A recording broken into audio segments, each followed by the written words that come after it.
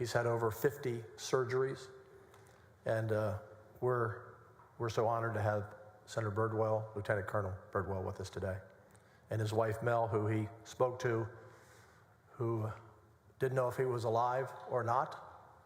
No communications for hours and hours until later in the day. So Mel, we know you're watching, and we're with you as a body as well. You all may be seated.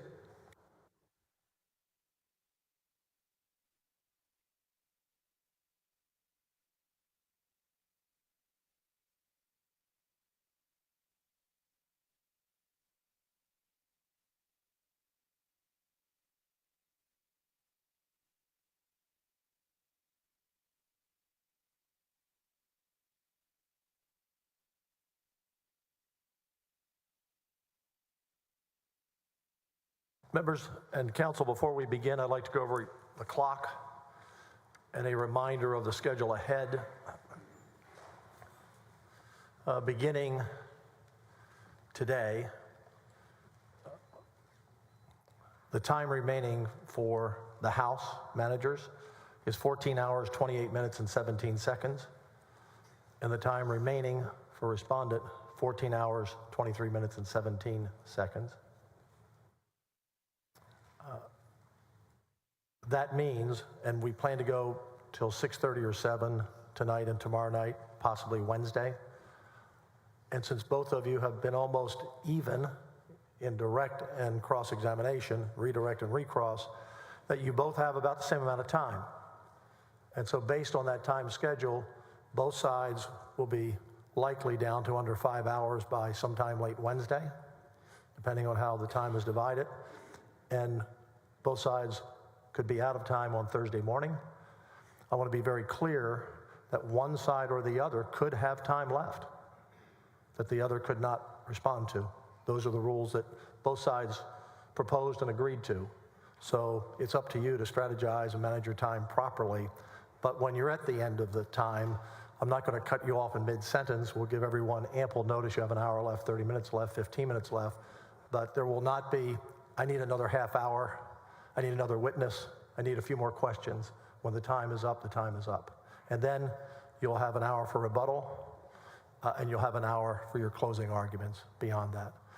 That means, members of the jury, you may have this in your hands late Thursday or Friday. We will not take a day off until a final resolution.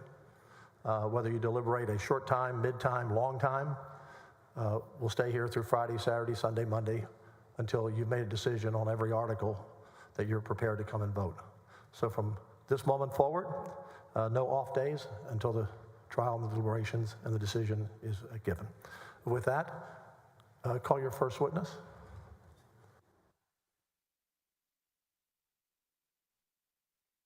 We call Mark Penley. Bailiff, please bring in the witness.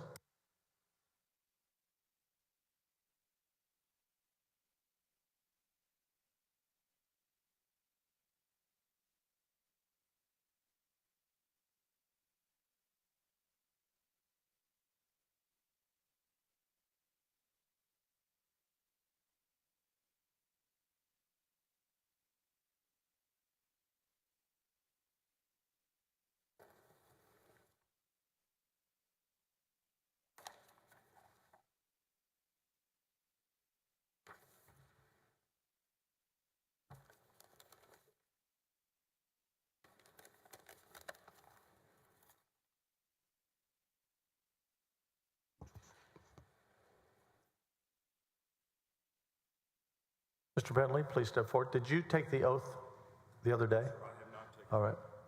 You don't have to repeat after me.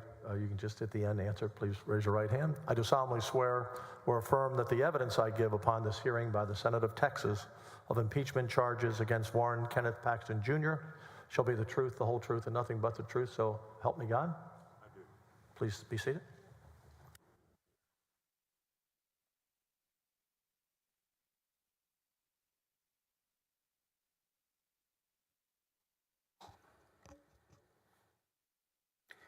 Good morning. Good morning, Mr. Hardin. I want to warn you now, each of us needs to be a little bit closer to the microphone than you are right now. I think that base actually does move if you want to move it towards you a little bit. If it doesn't, don't force it. All right. If you would just keep that in mind, please, because we have some acoustic issues. State your name, please. My name is Mark Penley. Mr. Penley, how old a man are you? I'm 69.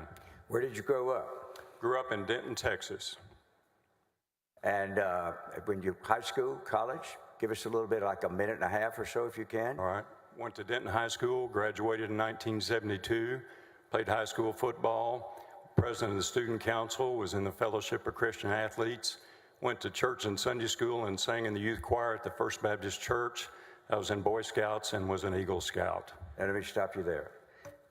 Let me just try to do some of it, if I can, by question and answer, rather than just a narrative, which I first asked for. If you'll keep in mind, you started talking fast. You're an interesting combination. You talk slowly, but you talk fast, if that makes any sense. So just stay with me long enough for everybody to be able to hear you. After high school, and I think you folks are Eagle Scouts, y'all stay pretty close together, do you not, in terms of later in life or so, if you stayed active with them at all? Well, I didn't. After I attained the rank of Eagle, I was busy playing football and doing other things, but certainly something I was very proud to attain. Mr. Penley, you mentioned religion. Would you describe for the jury in your life what role religion has played? Yes, sir. I'm a Christian. My belief in Jesus Christ is the most important thing in my life. He guides me in everything I do. He's my strength. He's the cornerstone of my life. And I try my best to honor him in every area of my life. Was there a particular moment in your life that you particularly saw the road ahead for yourself? I did. I grew up going to church, and I thought being a Christian meant being good. But in 1968, in the summer, I went on a school trip to San Antonio, and there was a man by the name of Billy Graham having a crusade at Alamo Stadium. And for the first time in my life, I understood the gospel. We can't save ourselves, but Jesus died to save us, and I put my faith and trust in Christ that night. Mr. Penley, those of us, like myself, that grew up in North Carolina are very familiar with Billy Graham. From then on, and I want to ask you if we can make our answers short and to the point of the question, but from then on, from the time you were 14, was your religion a very, very big, integral part of your life? Yes, sir. All right. And then what about politics? Did you at any time in your education and early careers become interested in politics? Well, I've always been interested in politics. My father was. He was active in local Republican politics in Denton County. He was the county chairman for Senator John Tower. All right. So throughout your career, this is not probably a favorable point for Democrats, but might be interesting to Republicans. Have you ever voted for a Democrat in your life? Yes or no? No, not to the best of my recollection. All right. Not on purpose? You mean you might have accidentally done it? Well, I might have voted for a judge. All right. Okay. Now, let me ask you, so high school, where did you go to college? I went to the United States Air Force Academy. Did you serve all 4 years? Yes, sir. I stayed all 4 years. And then how long were you in the Air Force? I was on active duty for 5 years in the Air Force. After Air Force, you were how old when you graduated? I'm sorry, could you say How that? old were you when you graduated from the Air Force Academy? I was 22. What did you do then? Well, I went on active duty and I became an aircraft maintenance officer and primarily stationed at Reese Air Force Base in Lubbock. All right. Then after your service, how many, I think you said, but how old were you when you got out of the Air Force? I was 27. What did you do then? Went to law school at the University of Texas. When did you graduate? 1984. What did you do then? I took a job at Andrews & Kurth in Houston in commercial litigation. Andrews & Kurth at that time was one of the 3 or 4 largest firms in, one of the 4 or 5 probably, largest firms in Houston, was it not? Yes, sir. And how long were you at Andrews & Kurth? I stayed there 4 years. And then what type of practice did you do? A general commercial litigation practice, a little bit of tort litigation as well. And then after your time at Andrews & Kurth, where did you go? I transferred to Strasburger & Price in Dallas. I wanted to do more trial work, and I felt like I'd get more opportunities there. How long were you at Strasburger & Price? I stayed there 13 years, I believe, from the fall of '88 till January of '03. So about While 14. you were at Strasburger and Price, did you meet Mr. Ken Paxton? I did. And how was that? How did you meet him? Well, he was a fellow associate at the law firm. He got there a year or two after I started, and we met each other and had some similar interests and knew each other a little bit. And so how long were you at Strasburger and Price with Mr. Paxton? I think we overlapped a year or two, and then he left. After that time, how would you describe your relationship? Were you a friend or associate, or tell us in your own words, how would you describe your relationship at that time with Mr. Paxton? We stayed friendly acquaintances. I saw him infrequently, but when I did, we always spoke. It was always pleasant. We had similar interests in politics. And so then, how old were you, and where did you go from Strasburger Price? Goodness. I left Strasburger and Price of January 2003, so I guess I was 48, 49. I'm not doing the math very well, but That's late, okay. late 40s. And was Mr. Paxton, how long was he there? Did he leave before you? Oh, he left many years before me. After he left and you no longer remember the same firm, did y'all stay in touch? Well, we had a mutual friend, and I would hear what he was doing, and I saw him infrequently, but we did see each other on a few occasions, and we went to the same church for a year or so. Which church was that? That was Stonebriar Community Church in Frisco. After you left Strasburger Price, where did you go? I spent a few months working in a small firm in Fort Worth, and then I got a job offer from the United States Attorney's Office in Dallas, which I accepted. How long were you a federal prosecutor with the U.S. Attorney's Office in the Northern District of Texas? For 16 years. And what were your jobs during that period? And I want to try to do it if we can hit the high points. All right. I started out doing general crimes, counterfeiting, identity theft, things like that. And after I'd been there a couple of years, I transferred to the national security section and worked on terrorism cases and export control cases for the rest of my time there.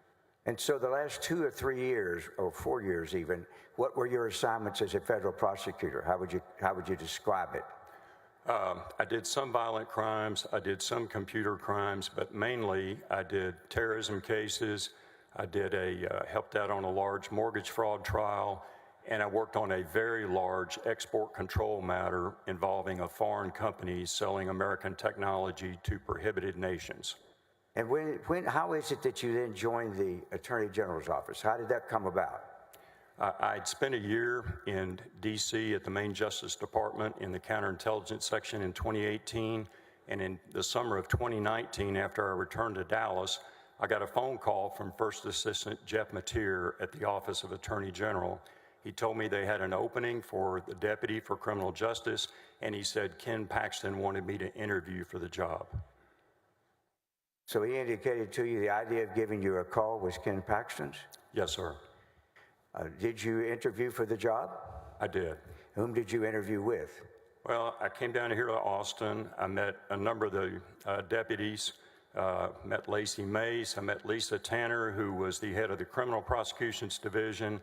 I met the Chief of Staff, Missy Carey, Ryan Bangert, several others. I can't recall everybody, but most of the people on the 8th floor. And did you meet also with the Attorney General himself? I did not meet with him in person. We spoke on the phone about a week later. All right. And when you spoke on the phone, were you offered the job? Yes. So who offered you the job to come to work at the Attorney General's office? Mr. Paxton. And what year and month, if you recall, was that? That would have been in July of 2019. All right. Now, at some time until the end of the year of 2019, had you ever heard the name Nate Paul? No. And how is it that you ultimately did, if you did? Well, let me back up and ask. Did you ultimately become familiar with the name of Nate Paul? Yes, sir. And when was that you became aware of it? On December 16, 2019.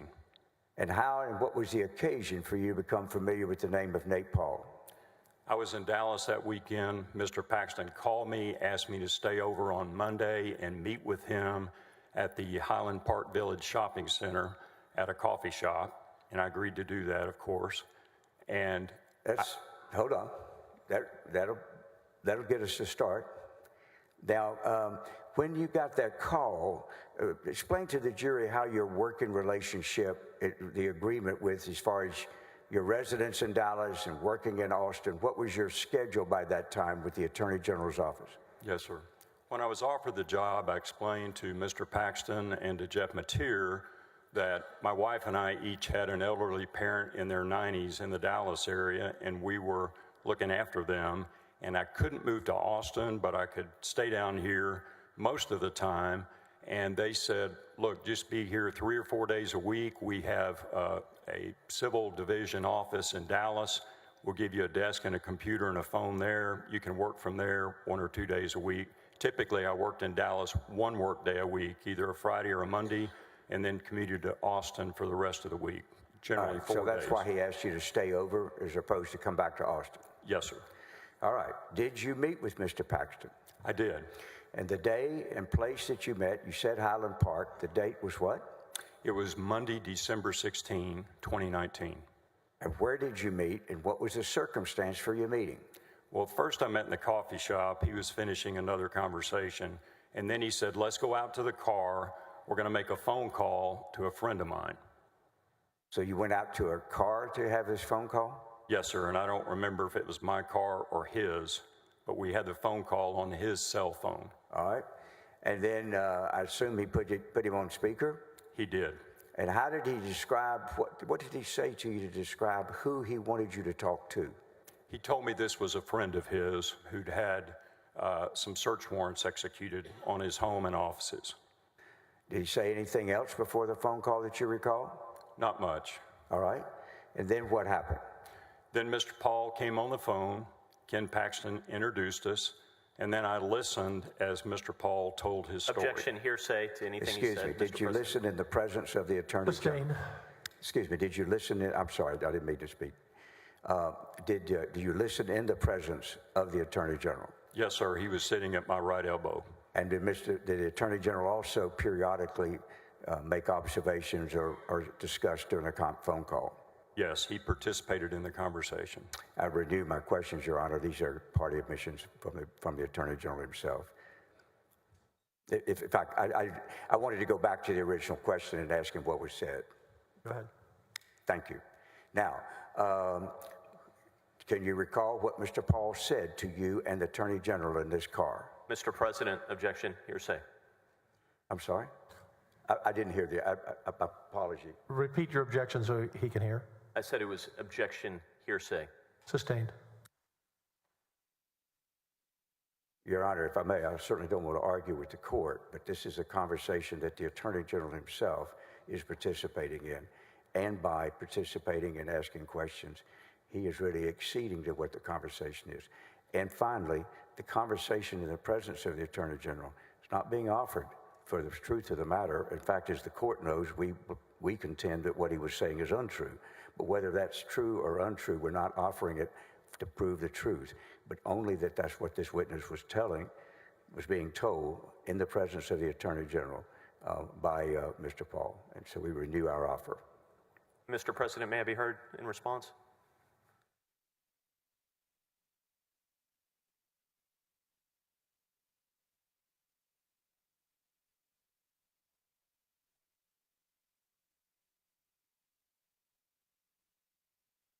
Mr. President, thank you. Nate Paul is not a party to this case. He's not an agent of any of the parties of this case.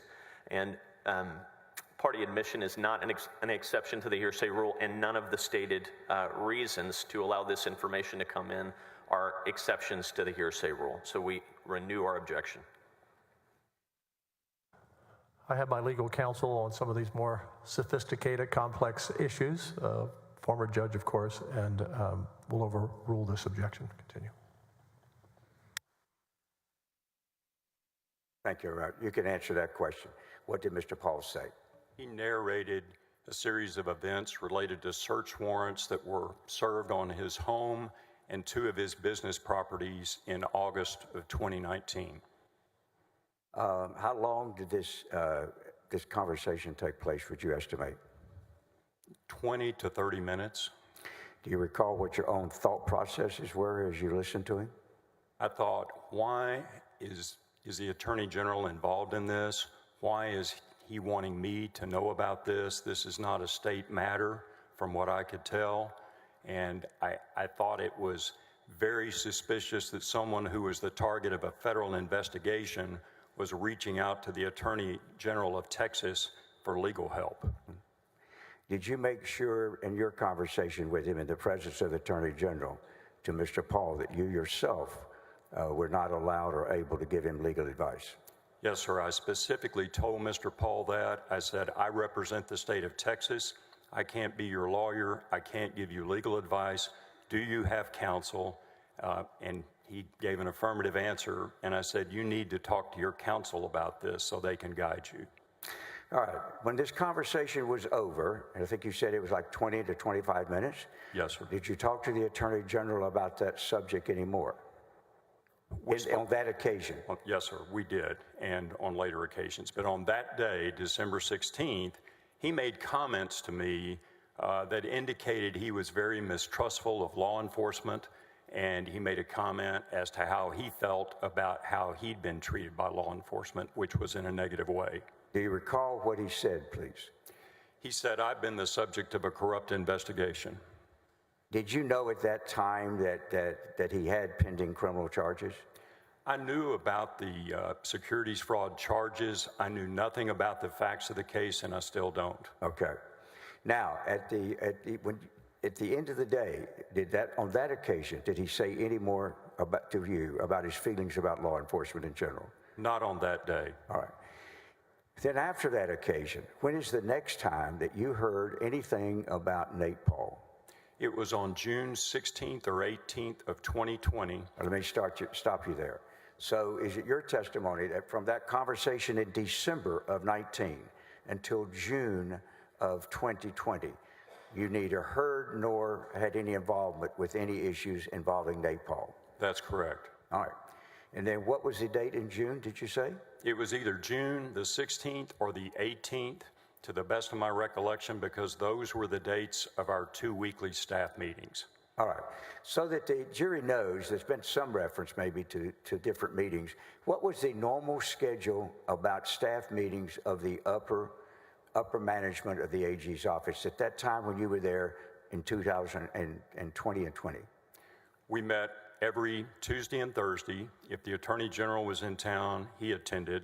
But First Assistant Jeff Mateer chaired the meetings if he wasn't there. And if I'm correct, on one of those days, we had a strategy meeting. Hold on. I'll get there. I didn't ask you about that yet. On those meetings, how long would they last and what time of day would they usually be? I believe they started at 9 or 9:30, and they would last an hour and 15 minutes. Where would you have them? In the executive conference room right next to the Attorney General's office on the 8th floor.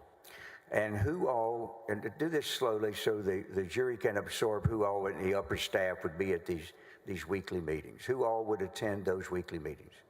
All of the deputies, and there were 12 or 13 positions at the deputy level, the first assistant, and if he was in town, the Attorney General. All right. And what about the chief of staff? Would she attend the meetings? Yes. And who was the chief of staff at that time? That was Missy Carey. All right. Would there be any other staff member? And let me ask you this. Were you familiar with the young man named Andrew Wicker? Yes, sir. And what was his position?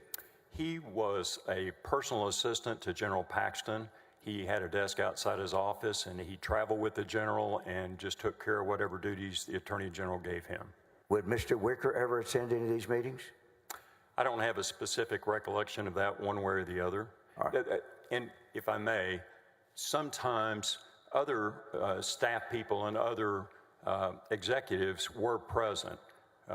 So I'm not trying to say it was only the deputies that were there. There could be different people involved on different days. So would Mr. Wicker perhaps attend sometime at the request of somebody?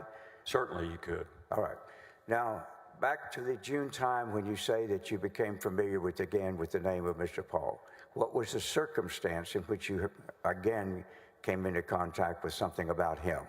It was the weekly deputies meeting, and I believe it was on a Thursday. The Attorney General was present, and he announced that he had received a referral from the Travis County District Attorney's Office.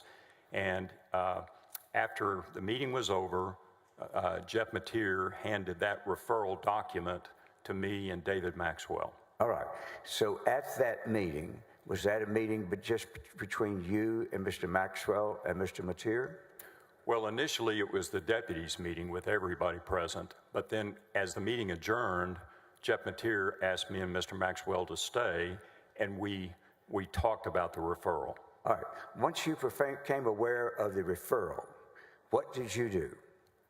Well, first I read the referral and realized I've heard this story before. And was the referral, and why did you say that you had heard it before? What was it about the referral that was similar to what you had heard before? Well, it was basically the same story in a little more detail, and it was typed up. It was unsworn, but it was signed by Nate Paul. And did you learn where that complaint had originally gone to? Yes, The answer, that's good enough. All right, sir. Thank you. And then, did you, when you read the referral, did that inform you as to how it originated and with what agency? Yes, sir. And which agency was that? That had initially gone to the Travis County District Attorney's Office. Were you informed at that time by the Attorney General, one way or the other, anything about whether he had already personally met with representatives of the District Attorney's Office about this matter? Not that day, no. All right. So did you share that referral and what it said with Mr. Maxwell at that time? Well, we both read it. All right. And then did you lay out a plan of action as it applied to that referral? Yes, sir. Did you at that time, what did you do after that meeting and you had been shown the referral? Well, the first thing we did was talk about it, the three of us. And And David, when you say the three of us, you mean who? Jeff Mateer, David Maxwell, and me. After you had that conversation, did you make any plans for how you would deal with it? Yes. When did you make plans? Your initial reaction, what did you do with it? Well, my initial reaction was, this is crazy. All right. After you, and without going into anything Mr. Maxwell said, what type of reaction did you get from him when he read it? The same as mine. So then did you decide not to investigate it at that time? We hoped to slow walk it and see if the Attorney General would drop it. All right. Did you talk to the Attorney General any more about it before you then met with anybody about it? I think the Attorney General talked to me. And when did the Attorney General talk to you after he had informed you of that referral? I recollect two conversations. One of them occurred in my office when he came to my office. All right, let me stop you there. I want to know when that was. How soon did you have a conversation with the Attorney General about that referral after you were after it was given to you on the morning of the 16th? The first date I recall was July the 6th of 2020. Well, from the time you got it on June 16th to July the what? 6. Had you done anything with it? Only talked to David Maxwell about it. All right. What was the occasion for the Attorney General coming to talk to you about it on July the 6th?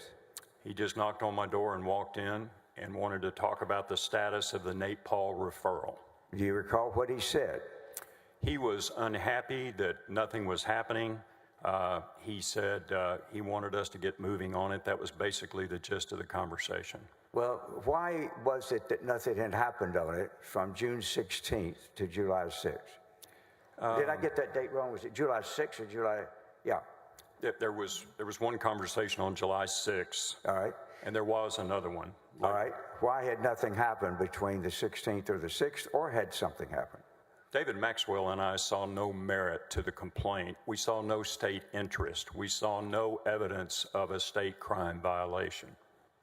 So what did you do when he came in and talked to you on the 6th? What was your response? I told him I'd talk to David Maxwell and we'd get moving and set up a meeting with Mr. Paul and his attorney at some point. Were you opposed to having that meeting? I wasn't opposed to having a meeting, no. All right. Well, why haven't you arranged it before then? Again, speaking for myself, I thought it was crazy, and I was hoping the Attorney General would drop it. He didn't. Why did you think it was crazy? The idea that the state of Texas Attorney General's office would go investigate the federal courthouse, investigate federal agents, and also state agents that were task force officers on the raid, and those were agents from the DPS and the State Securities Board, that we would investigate a federal magistrate judge and federal prosecutors was insane.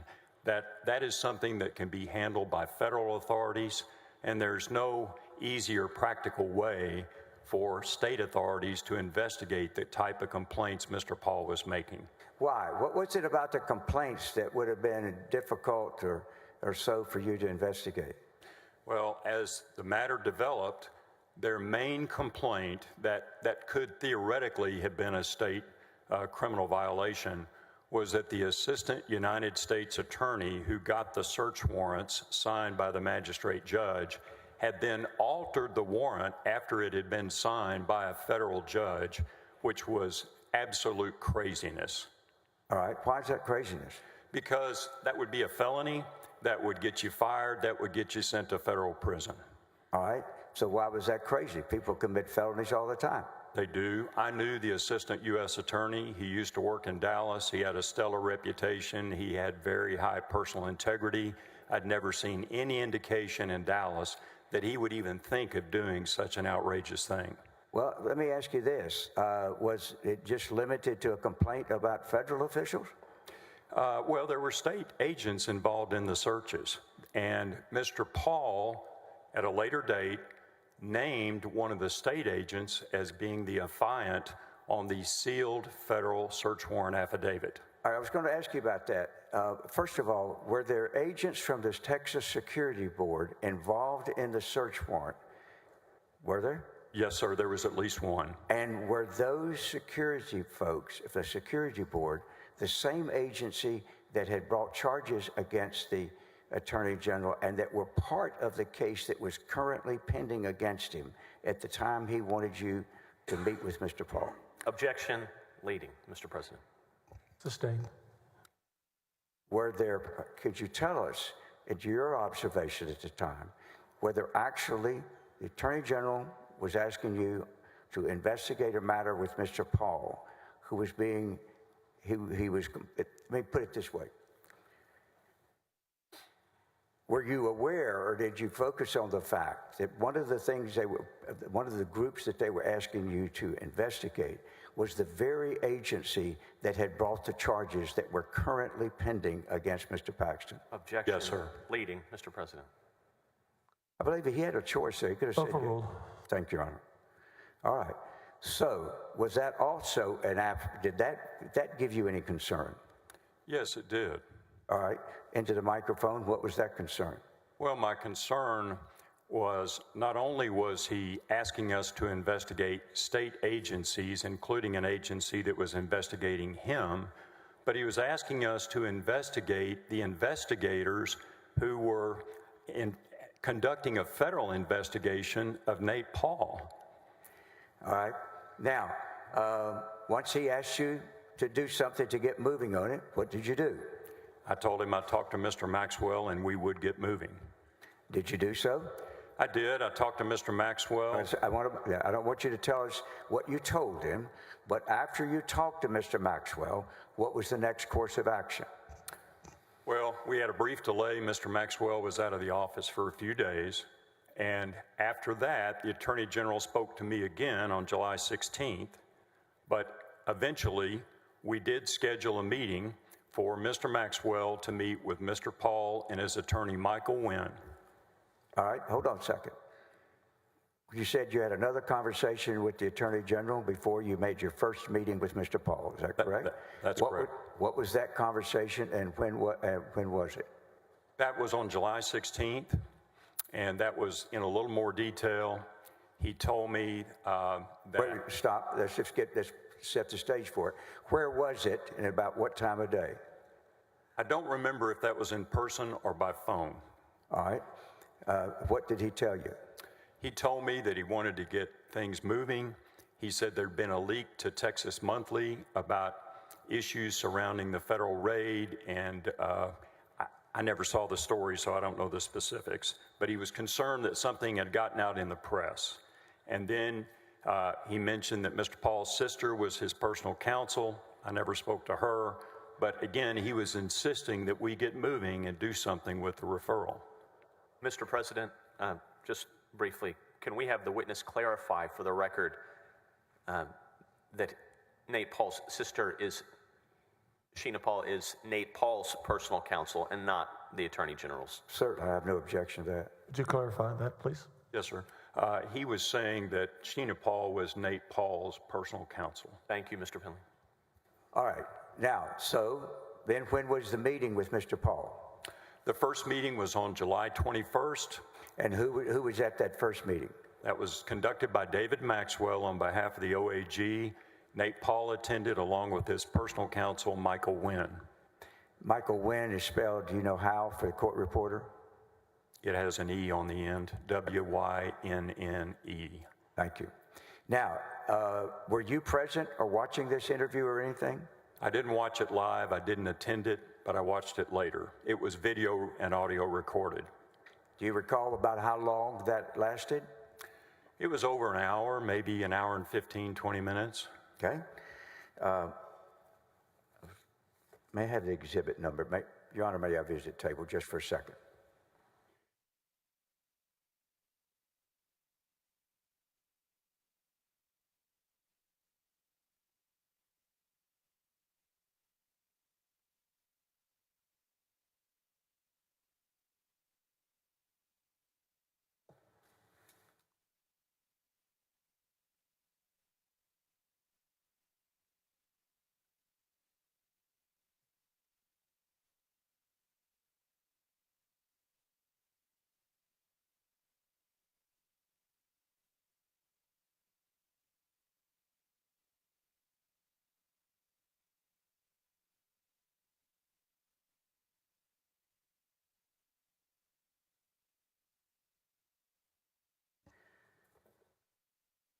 When did you view the video? I viewed it on July 23rd. Were you aware of any meetings, without going into what anybody told you, were you aware of any meetings that the Attorney General had with other members of the executive staff about Mr. Paul just the day before, on July 22nd? No, sir. All right. So when you met, how is it that you reviewed the interview? The date of the interview was what? July 23rd. And then when's the next time you heard from Mr. Paxton about that matter? Mr. Paxton called me on July 23rd and said he wanted me to come to his office and view the video with him. Did you do so? I did. So, had he ever asked you on any occasion to look at evidence or so, or interviews or so, that meetings or so, that you were dealing with on criminal justice matters? Not as a general matter. There are two exceptions. What are they? There was one case up in the Panhandle where someone in a town met him at a political event and asked him for our office to take a look at a cold case. All right. Did your office do that? We did. All right. And then what's the other occasion? There was an occasion in July of 2020 where a former deputy at the Attorney General's office, who was in private practice in San Antonio, represented some parents in a drowning case, and he contacted the Attorney General and wanted our office to look at this drowning case down there where Bayer County was not pursuing criminal charges. All right. Now, those are two occasions that previously, that previously during your service he had asked you to look at, correct? Yes, sir. Now, would you describe the level of involvement that he had in each of those cases compared to the involvement he had with Mr. Paul? Vastly different. How?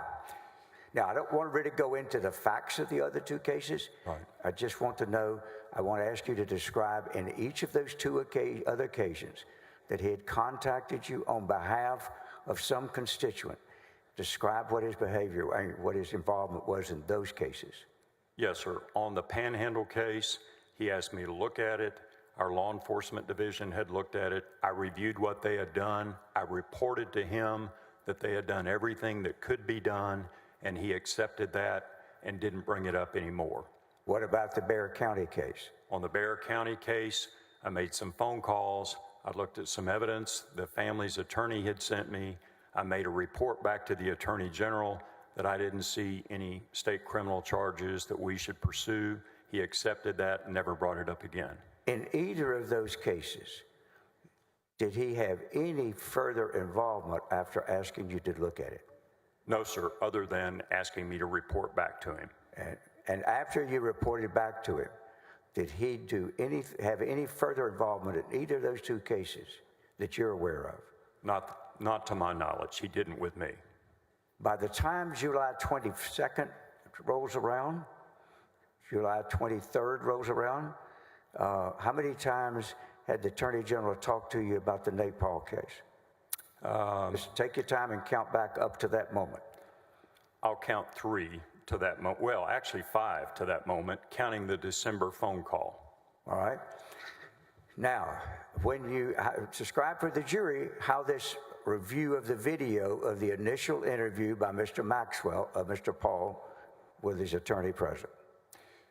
We watched the video together. Mr. Paxton was unhappy with David Maxwell because David Maxwell was not accepting what they were saying at 100% face value. Well, let me ask you this. Did you see anything as an experienced law enforcement professional that was objectionable about the way Mr. Maxwell was conducting the interview? No, sir. Your Honor, at this time, it's already in, but for the record, I'll say that Exhibit 149 is a video and audio. I'm not going to go into it right now, but it is a video and audio of the initial David Maxwell interview, if the jury later decides they want to look at it. All right, thank you. 149. Now, after you looked at that interview, do you recall anything else that the Attorney General said about it during the course of watching it with you or after it was completed? He made comments that told me he didn't understand the significance of some of the claims they were making. Number one, he didn't recognize the legal difficulties for us to investigate the federal authorities when a search warrant is under seal at the federal courthouse. I didn't see any way we could get that realistically other than by asking the federal judge if he would open up the sealed record and let us examine the issued search warrant and compare it to the returned search warrant. All right. So now at the heart of this thing that you've looked into the file, there's been one interview, you've heard from Mr. Paul. Let me back up. In that interview you watched, who does most of the talking in the interview? Nate Paul. Does his lawyer also participate some in it? He does. And in the case of, how much does Mr. Maxwell talk in there, if you could just characterize it? I'd say Mr. Maxwell spoke 35 to 40% of the time. He asked questions, appropriate questions, and then they gave answers. Did you find anything objectionable about the questions or the way Mr. Maxwell was asking them? No, sir. In fact, he made some very excellent comments to them about where they should go to get relief. All right. In that particular document, Mr. Maxwell is suggesting they go where for that complaint they had? He told them the best place for them to go to get help with their complaints was the Department of Justice Inspector General's office, because that office would have the power to investigate federal authorities. Now, let me ask you something that may perhaps not have been clear in this trial at all. If a search warrant is run in the federal court where you were for a number of years, and ultimately a judge has signed it, the warrant is executed, evidence is gathered, and then ultimately charges are filed, and the person, something happens with them, they're indicted, If they have a pending criminal case, what is your experience as to whether the defendant that would then be given access to not just the search warrant, but the probable cause affidavit? Objection, Mr. President. Leading and calls for speculation. I'm simply asking what's his experience if that's... Overruled. Thank you. Well, the way it works is the assistant U.S. attorney and the agent go see the federal magistrate judge to ask for a search warrant to be signed, to be approved. And when you go, either beforehand or at the time you're talking to the judge, the agent presents a probable cause affidavit, which lays out the key facts of their investigation, which the AUSA and the agent believe established probable cause to get the search warrant under Rule 41. Now, let me stop there. At that time, in the affidavit they present to the judge, does it describe what all kind of information would be in there Yes. that they might later ask be sealed? Yes, there's often confidential law enforcement evidence in there. There is information. If there's an informant in the case, that information may be in there. The work the agent has done to that point, the investigative steps they've taken, what they've uncovered, the facts they've developed are laid out so that the judge will see probable cause exists. And if the judge rejects it, you don't get the warrant. All right. And in addition to what you just described, is there information in there potentially of other citizens who may have talked to the government and provided information? Yes, sir, and other confidential information. So if in fact the magistrate or the judge signs the search warrant and it is executed, what happens then in terms of the warrant being given and the affidavit being given? What is the practice? Well, the original documents are given to the judge's clerk, who files them under seal in the federal district clerk's office. Now, typically there's a motion to seal filed by the assistant United States attorney. If that's granted by the judge, and they routinely are, the clerk's office keeps that under seal. So they're not going to give it to anybody except the court or the government. A target of an investigation is not entitled to see the affidavit, which lays out the facts of the investigation, until they've actually been indicted and are entitled to discovery. So if their charges are filed against them and they're indicted, then what is the law, what is the practice as to whether they then get the probable cause affidavit? At some point, that would be unsealed, and the assistant U.S. attorney would send a copy of the previously sealed search warrant affidavit to the defense attorney. But if they are not charged as yet, and not charged at that time, or not charged immediately after, what will happen with the sealed probable cause affidavit, and whether or not that target that you've used the word is entitled to see it until charges are filed? The target is not entitled to see it until charges are filed. And sometimes charges aren't filed, but they don't get to see it. That's confidential law enforcement investigative material. It's very important that not leak out, because the target could go destroy evidence. He could go intimidate witnesses and do other things to undermine an investigation. In the case, did you relay essentially the kind of information you just told the jury to the Attorney General? At various points during this entire matter, yes, I did. All right. And at some time, did you express to him the fact that you would not have access, even you yourself in the Attorney General's office, would not have access to that sealed probable cause affidavit? Yes. Now, if in fact somebody made a public information request, would what was in the sealed affidavit be potentially provided by the law enforcement authorities for them to decide whether to release it or not? Objection, Mr. President. Calls for speculation on the part of this witness. I'll ask this, if it's okay. Abstain. Thank you. Rephrase. Thank you very much. Do you have any personal knowledge of how the public information request would work for somebody who wants to see a probable cause affidavit that he has not been given by the federal judge? Yes, I have an understanding that there is a law enforcement exception in the public information request laws, and that an agency has a right, when there's a pending law enforcement investigation, to keep that private and not release it to a requester. So in order for the Attorney General's office to know what their position to be and whether the law enforcement exception applies, would the agency that is seeking to withhold the information reveal what is in the probable cause affidavit in order for the Attorney General's office to make the decision?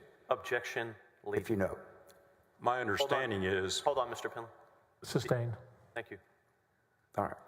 Now, let's move on if we can. After you had that meeting with the Attorney General, and when you two of you watched the movie, I think you said on July 23rd, what was the next thing you did that was in connection with Mr. Paul's case? on July 28th or 29th, I received a phone call from Mr. Wynn requesting a second meeting, which I agreed to. All right. Now, at this meeting, when did that meeting occur that the lawyer for Mr. Paul requested? By the way, why'd you give him another meeting? Why did we need another meeting? Yeah. Well, I hadn't attended the first one. He was asking for it. I was trying to show the Attorney General we were being accommodating and willing to listen to whatever they had. So I agreed to a second meeting, which we scheduled for August the 5th. All right. Did you do anything in connection, in preparation for that meeting on August the 5th, the second meeting on Mr. Paul? Well, I had reviewed the entire transcript from the first meeting, and I'm sure I had spoken to Director Maxwell. All right. And then what happened on the next meeting? And again, what date was it, the second meeting? August the 5th. What happened at that meeting? That meeting was also in the law enforcement interview room, so it was audio and video recorded. Mr. Paul and Mr. Wynn came. They had not brought any documents to the first meeting, which surprised me, because normally when a complainant comes in, you expect them to bring their evidence. But this time they brought documents because I had asked Mr. Wynn to do that during our phone call on the 28th or 29th. All right, Your Honor, if I may, just for the record, that interview is Exhibit 156 that is in evidence, and I'm not going to ask at this time it be played. It's a long interview, but it is available during deliberations for the jury to review if they choose to. Thank you. Now, in this second meeting, about how long do you estimate that lasted? About an hour and a half. Were there just 4 people there? Yes. And that meeting, how did that conclude? Well, it concluded that I told them, Stay back with the microphone. thank you for coming in. We've heard your theories. They had really stressed that their proof of alteration of a federal search warrant was in the metadata of those documents. So I told them that we're going to get with our computer forensic examiners that work for Director Maxwell. We'll review this with them. We'll explain your theory, and I'll get back to you. All right, so now what was the contention that they were saying that would show that, well, let me back up. Were they talking to you in terms of warrant is presented, judge signs it, and then supposedly the law enforcement people changed to that affidavit? Yes. And what was, as you understood it, the contention as to why it was changed? Their contention was that Microphone. the magistrate judge had signed it on August the 12th, and they claimed that they had metadata from the documents that showed it had been changed on August the 14th, the day of the first searches. And they claimed that, their theory anyway, which again sounded insane to me, that initially the search warrant had been approved to search for guns and drugs and related items. But after the agents got there and started the search at 9 o'clock, by 11 o'clock, the assistant United States attorney was changing the search warrant to a white-collar crime type of search warrant, seeking documents and computer files, bank statements, financial records, things of that nature. And that was insane. All right, so did they have any reason they would not have gone back to a federal judge and said, hey, these guys changed your warrant? I asked Action, Mr. President, leading. Well, Sustained. let me put it this way.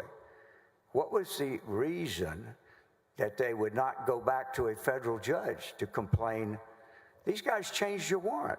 Right. Objection, Mr. President. Speculation as to what someone else thought. Your Honor, Sustained. excuse me. Did they give you reasons as to why they wouldn't go back to federal judge? They told me they had done that, and I inquired further. When did they say they'd gone back to him? They told me they actually had a hearing in late February of 2020 because I asked Mr. Wynn, who's a former assistant United States attorney in Houston and Austin and a graduate of Harvard Law School, why are you coming here? Why don't you go file a motion with the magistrate here in Austin who signed the warrant? He's got the power to deal with everything. And so instead of doing that, did they then contend the federal magistrate was in on all this? At some point they And did. Mr. President, leading. Abstained. Then why would they not go back to the federal magistrate or to the federal district judge? I think everybody in the jury may know this, but just to be sure, the search warrant was entered by a federal magistrate, correct? Correct. And that federal magistrate handled matters like that on behalf of a federal district judge, correct? Correct. Did they have any explanation as to why they hadn't gone to a federal district judge to complain about this magistrate who must be in on this whole thing? No, and in fact, that was one of the giant red flags that was raised in my mind by that Back to meeting. the microphone, please. And the Microphone, please. Mr. President, I'm going to object as non-responsive to everything after no. It's a yes/no question. Sustained. All right. Now, please remember the microphone Yes, sir. to make sure people in the back can get it, all right? Now, at the end of the day, what is it that they wanted you to do? They wanted us to agree with them on their metadata theory and agree that an assistant United States attorney had illegally, at a felony level crime, altered search warrants after they were issued by a federal judge, and that 2 assistant United States attorneys, a federal judge, and a whole bunch of state and federal agents were in on a grand conspiracy to cover this up and target Nate Paul. So did they want you to investigate all of these people that you've just elicited? That was my understanding. Yeah. Well, now, when the meeting was over, what did you do? I talked to Director Maxwell. He took the thumb drive. I said, we both discussed the fact that his computer forensic examiners needed to analyze the documents based on their contention that the metadata would show an illegal alteration. And what would you need to be able to show an illegal alteration that addressed the issue as to whether it had been illegally altered or not? You would need the actual computer that the assistant United States attorney used to type up the search warrant documents, and you would need his computer files, the original computer files, which only existed at the United States Attorney's Office and would be subject to all kinds of privileges. Well, let me ask you this, though. If the search warrant is signed by the magistrate and is taken out and executed, right? And then ultimately a copy of that search warrant is given to the lawyers of the target. Are you with me? Yes, sir. What documents could you potentially compare to see if the original search warrant was altered? What would you need? Objection. Calls for speculation, Mr. President. No, this is what... Overruled. Thank you. The source material, the Rosetta Stone, if you will, would be the sealed search warrant that was actually signed by the federal magistrate and on the day of signing was placed under seal at the federal district clerk's office. So if I had the original issued search warrant and I got the return search warrants that were actually served on the defendant, not the affidavit, but just the warrants themselves, and you could put those together and you could see if there were any changes in the original and in the copies that were given to the defendant and the copies that the agents filed back with the clerk's office after the search is concluded. The agents fill out an inventory of all the items that are seized during the search, and they file that back with the district clerk's office, and it goes in the file together. So if I had the beginning and the ending, I'd have a bookend. All right. And were those documents the ones that were under seal? The originals, the issued sets, were under seal, and I had no access to them. All right. So without going into what your experts told you, Did you have these materials, or what you had, at least the original warrant, did you have your IT people look at it? Yes, in the thumb drive that Mr. Paul and Mr. Wynn gave us on August the 5th. President, I need to object again as non-responsive after That's the fine. question. That's fine. We'll do it real quickly. Did Sustained. you, excuse me, thank you. Did you in fact give the information they gave you to your IT people to look at? Yes, sir. Without going into what they said to you, did they come back to you with a recommendation? They gave us their opinion, yes. Were they able to find anything that would determine one way or the other with the information they had available? Objection, hearsay. Whether they could find? How is that hearsay? I'm sorry. I'm learning a lot in this case. Overruled. Thank you. The metadata theory advanced by Mr. Paul and Mr. Wynn was not validated. And so were you able to tell from your experts one way or the other as to whether there had been any alteration? The only alterations were through innocent functions. What do you mean? If you redact anything in a search warrant, which is routinely done, that Let me will, stop you. The kind of things that might be redacted would be what? if there were other targets in the investigation that were listed in the warrant, in one of the attachments, routinely you redact the name of the other target. All right. And so if there are redactions, what happens?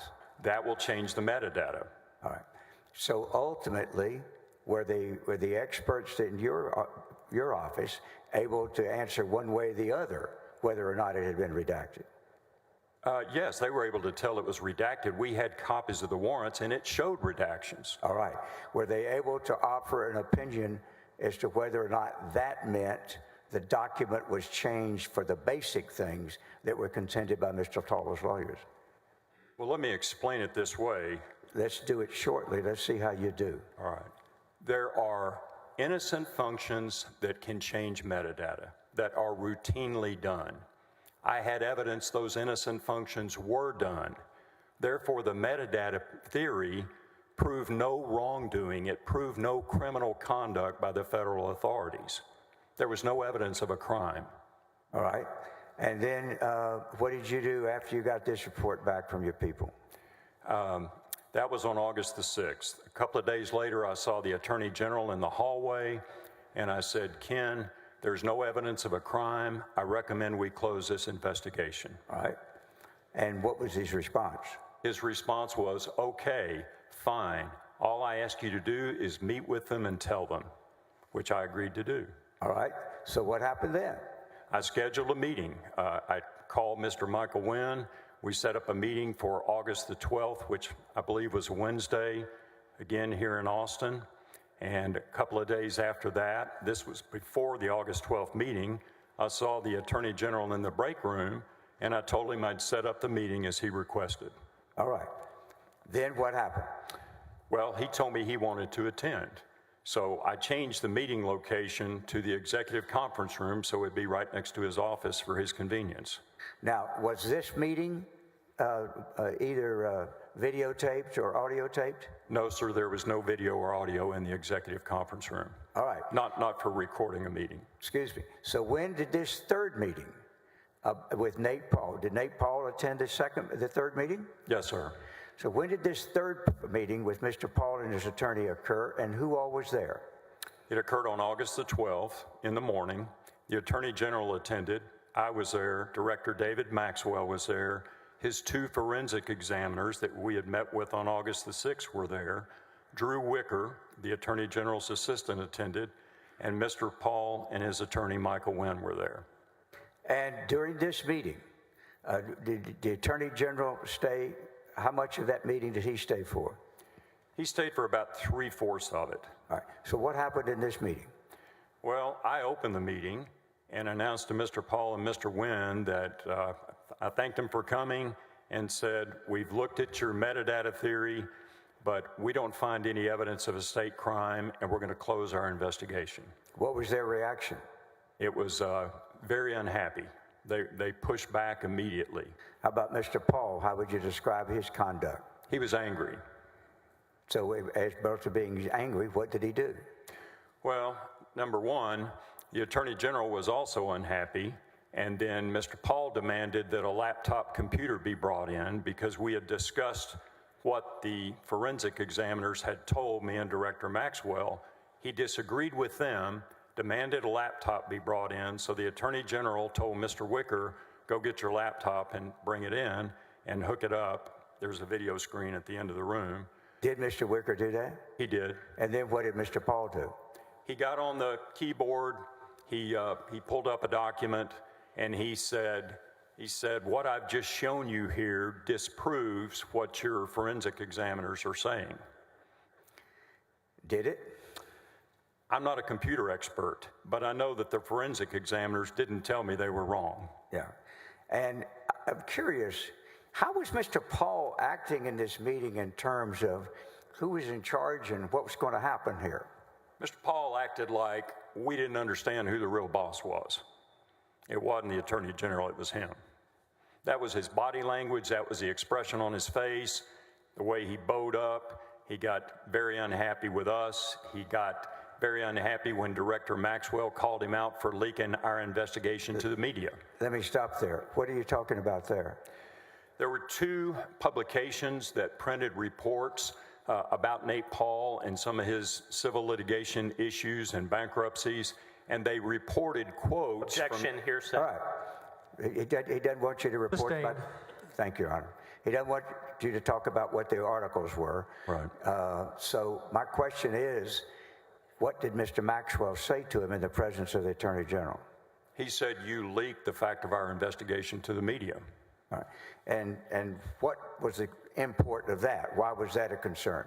When you're doing a law enforcement investigation, you don't do it through the media. You keep it confidential. You don't want to alert the target. You don't want people destroying evidence or hiding evidence.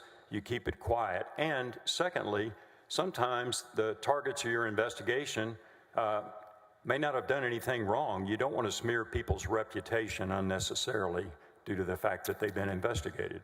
What was Mr. Paul's reaction to that? Mr. Paul pushed back against Mr. Maxwell and said he had a First Amendment right to talk to whoever he wanted to. And he didn't deny that he'd done it, did he? Initially he did, and then he admitted it, which told me something about his veracity. And then what was the Attorney General's reaction? The Attorney General took his side and agreed with him that he had a First Amendment right to talk. So then what happened?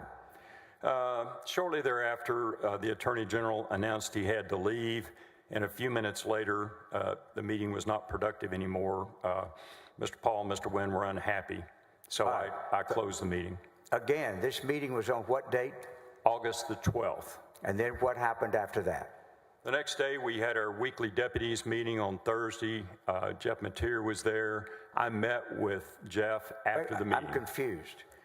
Earlier, you talked about a weekly deputies meeting on Tuesday. I believe, and I'm trying to remember this, I could be wrong, but I think the deputies meeting was on Thursday, and I think we had a policy and strategy meeting on Tuesday. If I'm mistaken, then reverse it. All right, but are they the same people attending? There could be differences. The policy meeting might be a smaller group. All right. So what was this meeting that you had on Thursday after the previous meeting? After our regular weekly staff meeting on Thursday, David Maxwell and I stayed behind, and we met Jeff Mateer either in his office or in the executive conference room, just the three of us. Without going into what was said at that time, did you become ultimately aware of anything having to do with an outside counsel being hired? Not at that time, but later I did. All right. And then when did you first become aware that the Attorney General was considering or wanted to hire an outside counsel to investigate Mr. Paul's complaint? Well, number one. But by the way, let me stop. You mentioned something about this a moment ago. When you're investigating people and wanting to find out information, and so in your years in law enforcement, do you put people that you want to elicit information from under oath? No, sir. Have you ever done that? Rarely. Sometimes in federal practice, we would bring somebody into the grand jury, but that was not a common practice. Well, let me ask you this. Have you ever put people that you were trying to investigate or get information from in an investigation, other than presenting them in a grand jury and where they're sworn in, do you ever swear in people that you are trying to get information from, that you want to sit and talk to you, inform you? Objection, relevance, Mr. President. Very relevant. I think we've had this allegation has been made repeatedly by these guys. Overruled. Thank you. No, sir. All right. Are you familiar with anybody in law enforcement doing that? I don't believe that's a routine practice, no. Well, as a matter of fact, the complaint that Mr. Paul went down and filled out that started all this with the Travis County District Attorney's Office. Have you looked at that complaint form? I have. I've read it.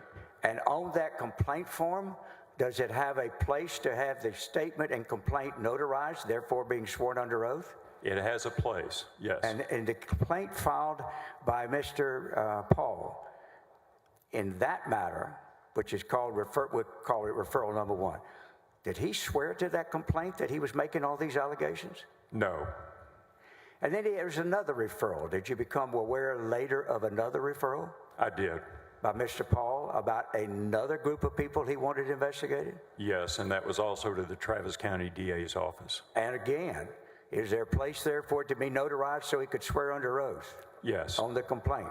Yes. Did he do so? No. So the 2 complaints that he wanted you to investigate, with all of these allegations about all these people, did he swear under oath to a single one of those allegations? No, sir. If he had, would that potentially, and if they were untrue, would that potentially subject him to a charge of perjury? I believe so. So if he doesn't swear to it under oath, does it potentially open him up to perjury? No. All right. Now let's go to, after you have this meeting about outside counsel, when do you become aware, if you do at all, of the possible people that are being considered by the Attorney General to be the outside counsel? After the August 12th meeting, the Attorney General did not talk to me about the Paul matter for a number of weeks. I believe... All right, just keep your voice up. I steal the microphone. When you pull back, both of us, when we pull back, we get away. So again, keep him up. Would you tend it just a little bit? Turn it down. Is that better? Thank you. That is better. All right. Go ahead. I can't move the base, so I'm just trying to stretch it out.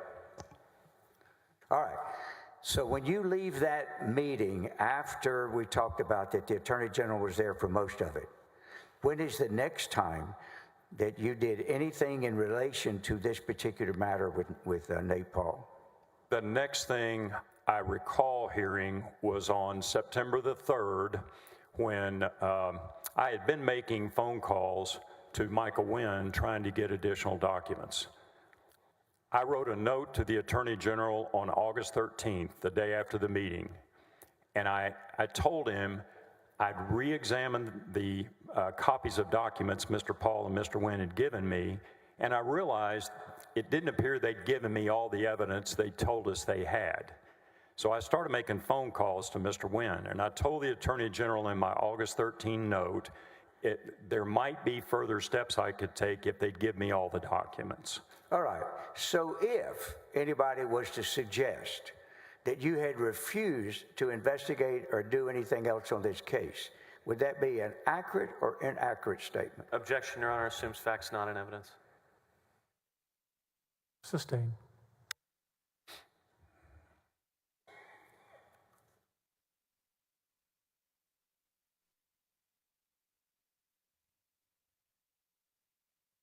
I'm sorry, I was trying to think if that was actually something that wasn't in evidence. Pardon me. Let me ask you this. Would it be an accurate statement today to say, one way or the other, as to whether you had refused to investigate this matter? I did not refuse, and I did investigate this matter, and I continued after August the 12th to attempt to investigate it. And in attempting to investigate it, how did you go about attempting to? I told the Attorney General I needed all the documents Mr. Paul had, and I made numerous attempts to contact Mr. Wynn and request all the evidence they'd been given by the magistrate judge at that February 2020 hearing. Did he ever provided that to you? No, sir. He never provided me any further documents after giving us the thumb drive on August the 5th. Did he ever address whether or not the hearing before the magistrate had been on the record back in February of 2020? He did not. I believe he told me it was not on the record, but I'm not absolutely certain. Do you know one way or the other as to whether it was on the record? I don't have personal knowledge. Did he attempt to provide you any information of anything the magistrate said at that hearing? He told me a few comments that had been made, and he told me the judge gave him some documents that afternoon, and that's all he said. Did you ask him to provide you those documents? I did ask him to provide me those documents. Did he? No. All right.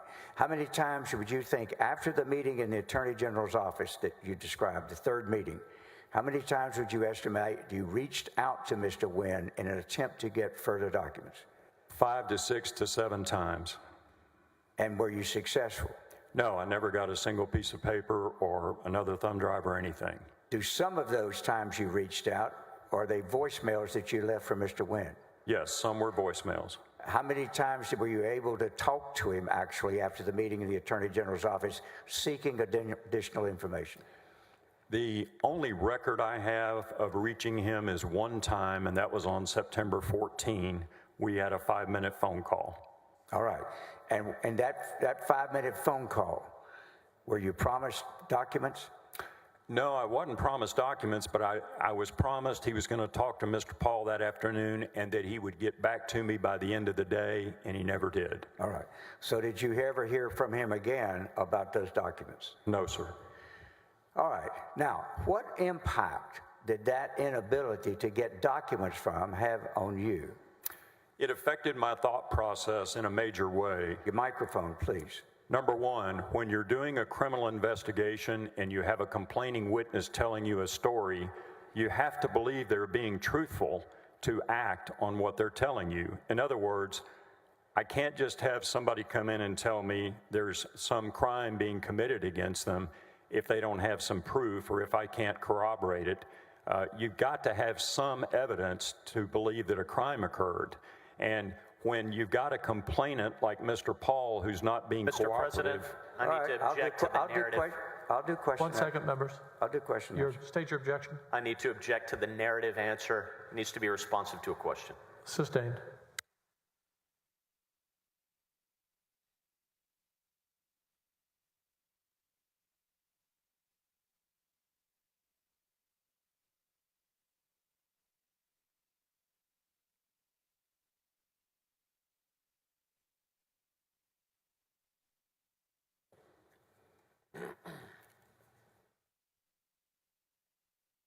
All right.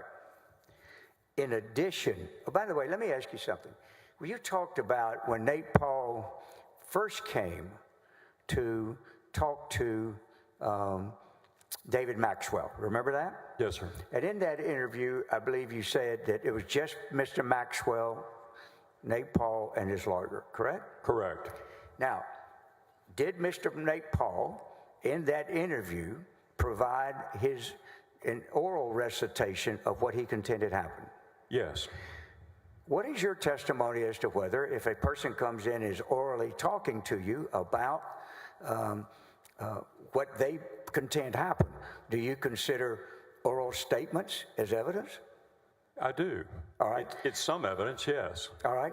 So in evidence, what types of evidence do you as a law enforcement professional want and consider? Well, there are many types of evidence. There's physical evidence. You could have tire tracks or something like that, fingerprints, DNA, that's physical evidence. You can have direct eyewitness testimony. That is evidence. That is powerful evidence. You can have circumstantial evidence. Was Mr. Paul providing you eyewitness testimony as to what happened at his search? He was, in part. And is that evidence? Yes, sir. All right. Now, when somebody comes in, are they supposed to bring you a wrapped up, beyond a reasonable doubt case? Or tell me what you expect them to be doing. No, that's not the way an investigation works. You get an initial report by a complaining witness or by a police officer who's met with a crime victim or complaining witness, and then you work from there. Do you consider that information, that initial information, as evidence? Absolutely. And then what are you supposed to do as an investigator with that? You follow leads suggested by that initial evidence, and you see if you can corroborate it, and you see where it takes you. You follow the road. You follow further evidence that you can get. So when Mr. Paul and his lawyer came to you in that initial interview, or came to Mr. Maxwell and gave their version of what happened, do you consider that evidence that's to be considered as part of your investigation? Yes, we did, and we treated it accordingly. Now we move forward to sometime in, I believe you said, into September? Yes, sir. Now we're in early September, I believe. All right. And what was happening then in early September? Well, the first thing that happened was on September the 3rd, Ryan Vassar told me that the attorney... Objection. All right, Hearsay. without going into what he told you. On September the 3rd, thank you, Your Honor, I'm sorry. On September the 3rd, did you become aware of an outstanding proposed contract? Objection. Hearsay. Same situation. It's derivative of the hearsay. It's some... let me ask you this. Did you see the contract at that time? No. Were you aware, did you become aware of people that the Attorney General was considering to be appointed as outside counsel? Sometime in late August or early September, yes. Did you have names of people he was considering? I got those names on September the 14th. Whom did you get those names from? Jeff Mateer. All right. The two names that you Mr. President, objection, hearsay. Move to strike. This was a backdoor attempt at getting hearsay in. Your Honor, he's not testified to any statement. He's talked about information he obtained. Whether or not that is true or not, we don't know. We're not offering it to show that those were the actual two, but what he acted on. Overruled. Thank you. Now, when you became aware of these two names that you understood to be, did you do anything in connection with either one of them? Well, that was on... Yes or no? Yes. All right, when? Well, did I do anything with those two names? Yeah. No, I didn't. All right. Had you met either one of the two men that you understood who were under consideration? No, sir. The two names you were acting on were who? The names were Joe Brown, a former United States attorney in the Eastern District of Texas, and Brandon Kamek. Now, did you know anything about the career or past of either one of those two men? I knew about Joe Brown's career. What did you know about Joe Brown? That he'd been a longtime district attorney in Grayson County and Sherman, and had then become the United States attorney for the Eastern District of Texas under President Trump. So you knew that he was an appointee of President Trump, correct? Yes, sir. And did you know what party he belonged to when he was the district attorney in Grayson County? Well, I didn't know that. I could make an If you assumption. didn't know it, that's okay. But I didn't know. That's all I'm asking you. All right. Now, did you do anything as it applied to either one of those applicants? No. When you found out after that those two were being considered, did you, in between that early part of September, and what date did you find out? Well, I found out on September the 14th, those two You found names. out. Did you do anything in response to getting that information? I did on the 16th. What did you do? Well, on the 14th, I'd spoken to Michael Wynn asking for documents. On the 15th, I called him and voicemailed him again with no response to request the documents. On the morning of the 16th, the Attorney General called me into his office. And what did he want? He said, what documents are you trying to get from Nate Paul? Write them down on a piece of paper. Give me Michael Wynn's phone number. They're not going to give you the documents because they don't trust you. I'll try to get the documents for you. I'll try to get the documents? That's what he said. He said he would try. Well, let me back up a second. When the Attorney General comes to you, why had you reached out to Michael Wynn before that? Why had I reached out to Mr. Wynn previously? In September. The reason I was reaching out to him Microphone. is I was still trying to get all the documents I believe they had, and he would not give me a definitive answer as to whether he'd given me all his evidence. Did you refuse to do anything further in the investigation? No, sir. Were you willing to continue the investigation? Yes. And so when you hear that they're about to hire an outside counsel, what was your concern and your position? My concern was that if Nate Paul wasn't going to cooperate, we shouldn't be doing the investigation. As I said earlier, I thought the whole idea of investigating the federal and state authorities doing this federal investigation on Nate Paul and essentially mounting a counterattack was ridiculous, was highly out of the ordinary, and was completely improper unless there was solid proof of a criminal act, and I didn't have that. So what were you going to do by trying to get additional arguments as it applied to the hiring of an outside counsel? Starting on August 12th, when I realized the Attorney General, who initially told me he agreed with me and then did a 180 and came at me in opposition to my idea to close the investigation. You mean, are you referring to the third meeting? The third meeting on August 12th. Okay. I was concerned the Attorney General was turning against me, that he might fire me because I wouldn't agree with what he wanted. And I was trying to find a way to prove to him that Mr. Paul's theories had no merit, and we had no business taking Mr. Paul's side against the federal authorities who were investigating him for criminal activity. What was your attitude at that time, Mr. Pendley, about the Attorney General in terms of what was motivating you here? Well, I felt like he was under Mr. Paul's influence. I didn't know to what extent. That became clear to me as things unroll and as we go forward in time. My concerns that he was either had been bribed or been blackmailed or somehow was being controlled by Nate Paul increased over time. Well, let's talk about in terms of how you felt about him.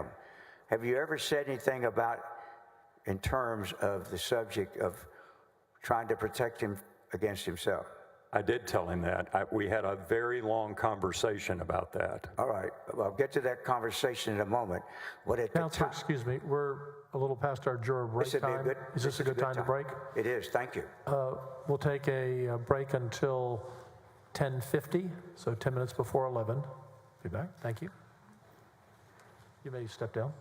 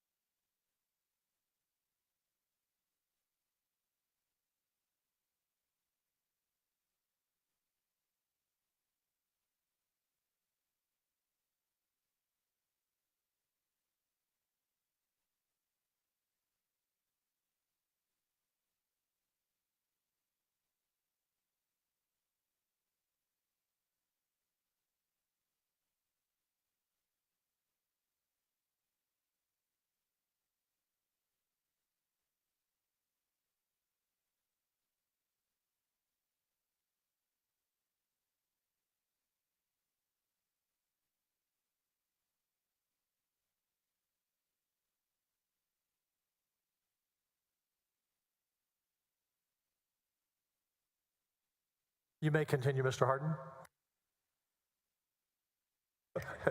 Not yet. Need a witness. Fail to forget the witness. I made sure all the jurors were there and you were there. I missed him.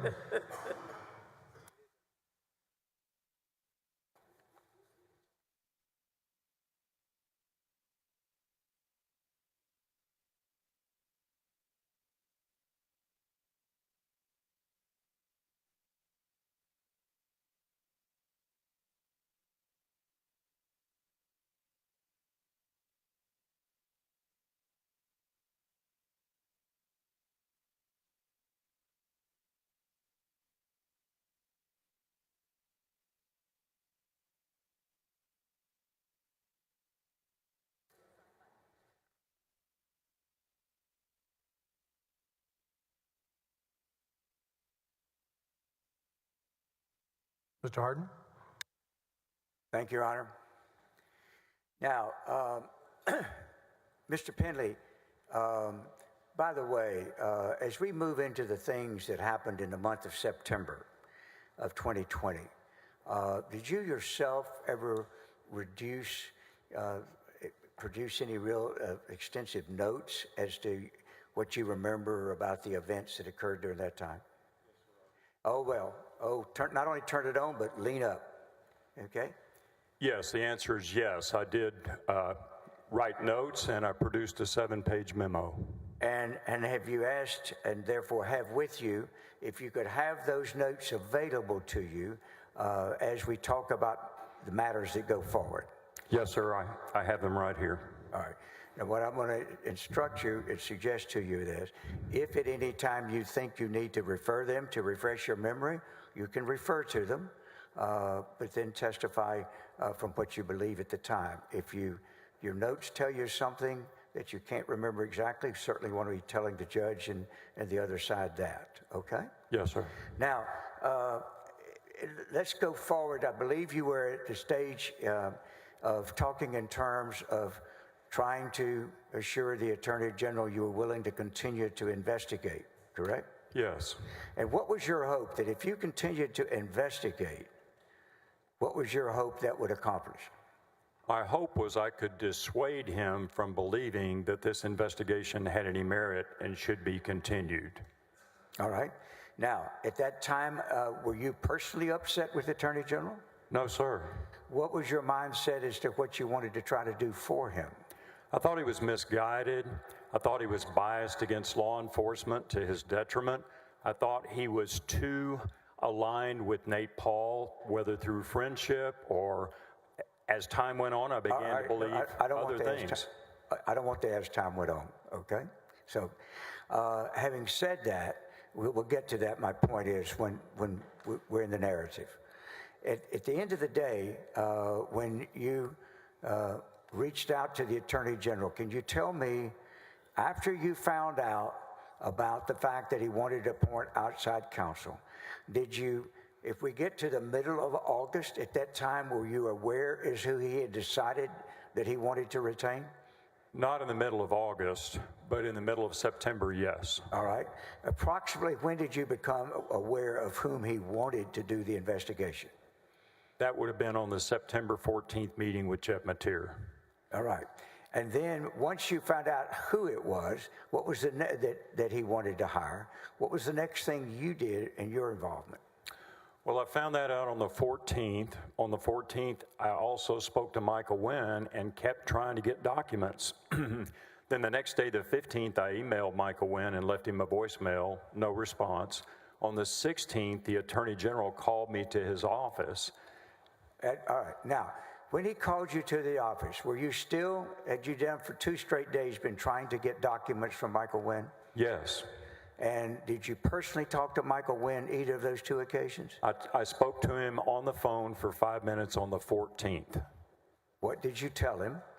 I told him I needed the rest of their documents. I said, I've realized I don't think I have everything you got from the judge.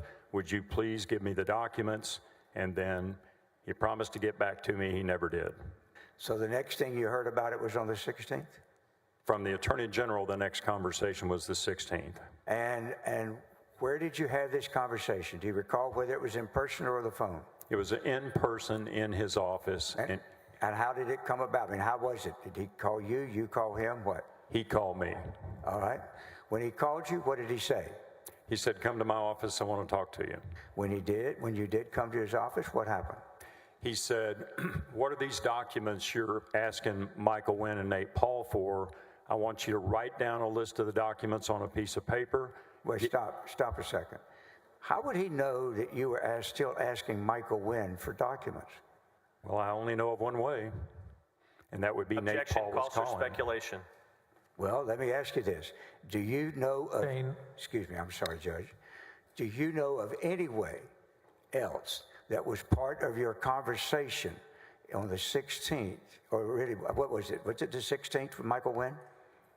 My conversation with Wynn prior to that was the 14th. All right. Do you know of anybody else besides you and Michael Wynn that was involved in your conversation asking him for additional documents? The only other party would be Nate Paul because he told me he was going to meet with Objection, Nate Paul. hearsay. All right. So, other than Michael Wynn... Mr. Hardin, hold on. Excuse me. Hold on. The objection was hearsay as to what Mr. Nate Paul told Mike Wynn. I sustained it. Thank you. Sorry. I think we were three talking over each other. Thank you. Thank you very much, Your Honor. Now, let me ask you this. When the Attorney General asked you to write down the names, did he tell you, and the documents, was it the documents he asked you to write down? Yes.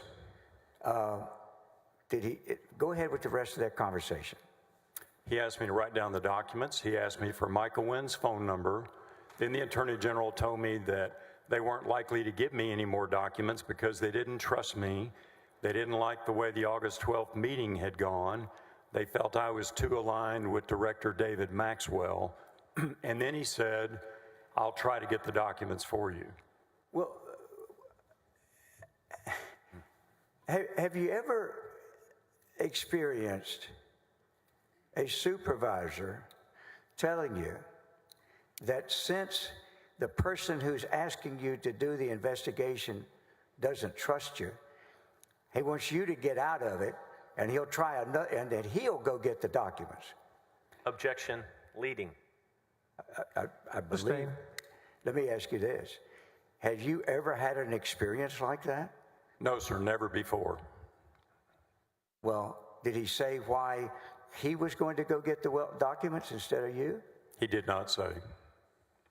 Did he offer any support for you in their allegation that they didn't trust you? No, and in fact, starting on August 12th, he had not supported me. So now you've got your attorney generals against you on this issue, Yes. and you're still, what was your policy or procedure as you were advancing, trying to still continue to find out if you could head off the special, not the special, but head off the outside counsel? Well, number one, I was keeping Jeff Mateer informed of everything that was going on.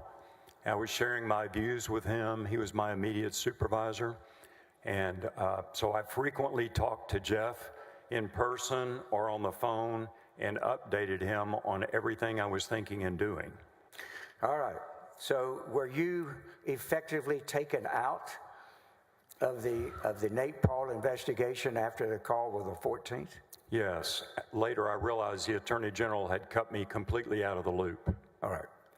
But even at the time he did, had you ever indicated in any way that you were not willing to continue to look into the matter if they would provide you the documents they claim to have? Objection, leading. That is not leading. No, sir. Overruled. Pardon me? No, I never told the Attorney General I would refuse to investigate if they would cooperate. All right. Had you ever experienced before anything concerning continuing, getting off of investigation because you, or in spite of the let me put it another way. Have you ever had an experience in which an investigation continues to try to help somebody who won't cooperate with you? No, sir. If someone won't cooperate, that's a giant stop sign. All right. Now, if I want, after the 16th, in your conversation with the Attorney General, when was the next time you had any involvement in this case? The next time was on the 23rd. 23rd of September? Actually, let me back up. I had the meeting with the Attorney General on the 16th. One other significant matter occurred on this case that day that related to me, and that was in my email, I received a DocuSign email requesting approval or declination for an executive approval memorandum for an outside counsel contract for Brandon Kamek. All right, can Your Honor, at this time, I'll move to introduce Exhibit 236. I believe it is not in evidence. It is not.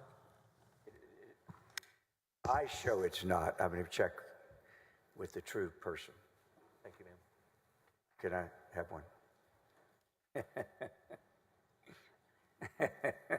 No. Any objection? Briefly, if I may, Your Honor, this document isn't a complete, if Your Honor will take a look at House Managers 236, it is a partial image of a DocuSign report, or what I'll call a completion report, but it doesn't go to the bottom and include Mark Penley. Your Honor, if I may, this is the cover page, or one of the pages that will reflect what was happening with the document. It's already, there is a draft of it in evidence. I'll get that. If they object to this, then It's just simply incomplete. We can't see what Mark Penley did and the dates at the bottom of 236. that's fine. In the interest of time, I'll be glad to Sustained. move. Thank you.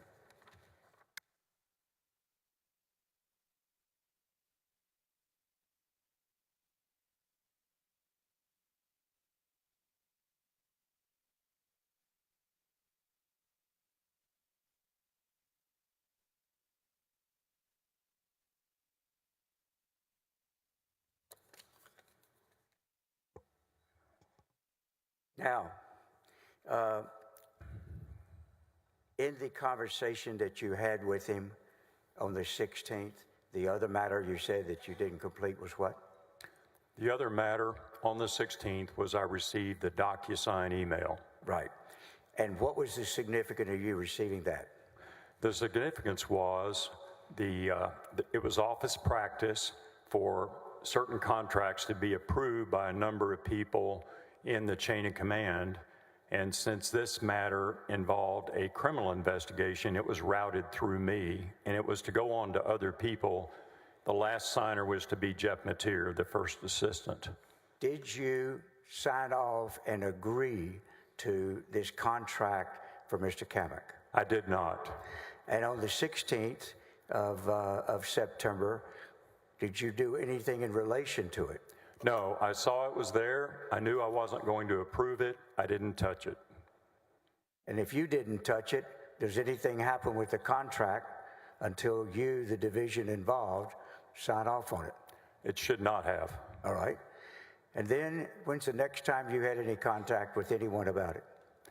The next time I had any news about the Nate Paul matter was on the 23rd. And what happened on the 23rd, and what was your contact and with whom?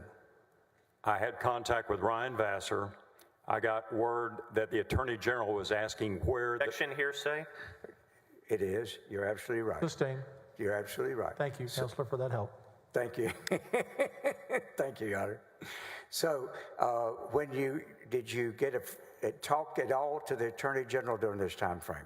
Not between the 16th and 23rd, but I did on the 24th. All right. On the 24th, where did you talk to him? He called me on the phone.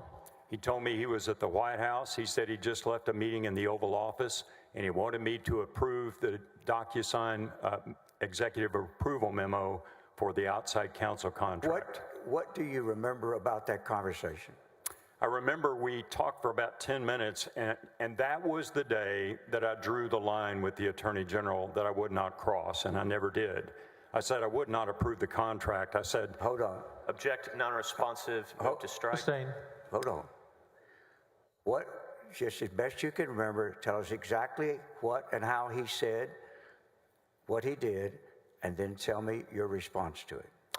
He said, Mark, I'm at the White House. I just left a meeting in the Oval Office. I understand that the executive approval memo is with you. I need you to approve that contract. At that time, were you aware one way or the other whether the contract had been signed by the Attorney General? No, I wouldn't expect. Yes, there you go. Did you know? I didn't know. All right. And so at that time, what was your level of knowledge of the status of the contract? That it was stuck in my email inbox and it had not been approved through the normal office procedure because I wouldn't approve it. All right. What did you respond to the Attorney General? I said, Ken, I cannot approve this, and respectfully, I will not. And I told him why. All right. Would you articulate for the jury exactly what you told him as to why you were not willing to approve that contract? I told him that Nate Paul and his attorney were not being cooperative with us by giving us all the documents that I believe they had. They had gone to the media. Furthermore, there was no evidence of any crime. We had absolutely no scintilla of evidence that any criminal activity had occurred on the part of the federal agents, the state agents, the federal prosecutor, or the federal judge. And I said, ethically, Ken, I can't proceed with this investigation, and I'm the senior prosecutor in the agency, and if it's not right for me to do it, it's not right for me to delegate it to anybody else. I won't sign this. What was his response? He said, well, we'll have to disagree on this. I've got to go to a press conference. We'll talk later. What was your history with the Attorney General as to how he would handle or respond to areas of disagreement with you and the staff? Well, by this time, I'd realized he was very passive-aggressive.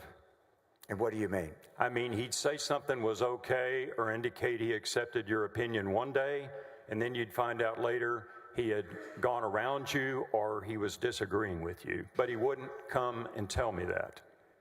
So over the months that this had been going on, had you become aware of anything involving Mr. Paul and the Attorney General? And this is as I'm really at the day of the 24th of September. Had you at that stage become aware of other incidents that were occurring, or were you pretty much just knowledgeable about the events that were affecting you? I had heard a little bit about... I don't want to hear what you heard, Okay. only that have you had heard things. Yes, I'd heard some things, not much. But as a practical matter, day by day, was your knowledge of things with the Attorney General and Mr. Paul pretty much generally restricted to the things that you've been telling the jury about that involved you? Yes, my knowledge was siloed. All right. I didn't know about these other issues until later. All right. Now, on the 24th, when you told him that, and he said, we'll just have to disagree. Yes. When was the next time you heard from him? He called me again on the next day, Friday, September 25th. And do you know where he was at that time? I don't know. And what did he say then? He said, are you available to meet with me tomorrow? What did you tell him? I said, yes. What happened? So what happened? I said, can I assume it's about the matter we discussed yesterday? And he said it was. And then we talked about scheduling. Where did he want to meet and when? He wanted me to come to McKinney. I told him I had an event to go to in Denton in the middle of the day. I said, I'll meet you before or after. He asked me to meet with him at 2 o'clock in McKinney. He said he would text me a location, which he did later that day. All right. So then, did you meet with the Attorney General of the state of Texas regarding Nate Paul and the contract for an outside lawyer to investigate? Did you meet with him about that matter on Saturday, September the 26th? Yes, sir. What time of day and where did you meet? The meeting was scheduled to begin at 2 o'clock. I was there before 2. He arrived about 2:20 or 2:15. We met for an hour and 45 minutes. And when he got there, where did you go? Where did you meet? Well, he asked me to meet in one coffee shop, a Panera Bread, and I was there. He came inside and let's go sit outside. And he crossed the driveway. There was a Dunkin' Donuts across the driveway that had an outside table with an umbrella, and he wanted to sit there. So unlike what we're experiencing so far right now in September, was it a September day with more normal weather that was cool enough to comfortably sit outside? Yes, sir. All right. And then who began the conversation? He did. What did he say? He said he was frustrated. He said, I felt like I did when I couldn't get Chip Roy to do what I wanted him to do. My staff's not doing what I'm telling them. Chip Roy was the previous first assistant, is that correct? That's correct. All right. Now, what did you respond to that? Well, he then went on to talk about he wanted me to approve the contract. He was upset that I hadn't approved it or that Jeff Mateer hadn't approved it. I want to go back, if I can, to whether or not you did any preparation for this meeting. Yes, sir, I did. Tell the jury what you did in anticipation of this meeting. Well, in all honesty, I woke up at 5 o'clock in the morning, and I felt like the Lord woke me up and impressed upon me that I needed to get ready. This was a serious situation. Again, I felt like my job was in jeopardy. I didn't want to get fired, and I was hoping that I could get Ken Paxton to listen to reason. And so I did my morning Bible reading. There was a verse in there. It said, "Do true justice," Zechariah 7:9. And I wrote that on the top of my notes, and then I proceeded to write out a bullet point outline with all the problems with proceeding with the investigation of the Nate Paul matter. And I wrote down things that I felt like he needed to understand that were a danger to him personally and career-wise. So if I may, I'm going to ask if we can show him a copy of the first page, of the notes that he prepared before the meeting. I have marked this as Exhibit 214. It's not in evidence, but I wonder if we have a copy we can show him that's clean. Mine's got all kind of markings on it. Sir, I have a copy here. Pardon me? I have a copy. I know, but I want to show you one that's got the exhibit. Thank you. I want you to look at it, identify it, but I don't want you to testify about what's in it yet. I want you to look and see if that is a true and accurate copy of the notes you prepared in anticipation of meeting with the Attorney General. Yes, sir. All right. Would you look at, there's a 2-page notes? Well, it's 3 pages, really, isn't it? It's front and back copies. All right. There are 3 pages. All right. You went away from your microphone again. I'm sorry, there That's are 3 pages. I've done it much more times than you have. All right. And do those notes accurately reflect your thoughts that you were reducing to writing in anticipation of discussing this subject with the Attorney General? Yes, sir. Your Honor, I'll move to introduce. These been produced. Both sides have these. Actually, I would think we received these notes from the Attorney General's office in the production. Or actually, we got them from Mr. Pendley, excuse me. Any objection? Yes, Mr. President. Mr. Hardin has not provided me a copy of the document, but I'm extensively familiar with it. It's hearsay. These were not notes from a meeting with the Attorney General. These were the out-of-court statements of Mr. Pendley expressed in an outline prior to the meeting. And hence, they are inadmissible hearsay. Okay, do we have a copy for the attorney, for the court?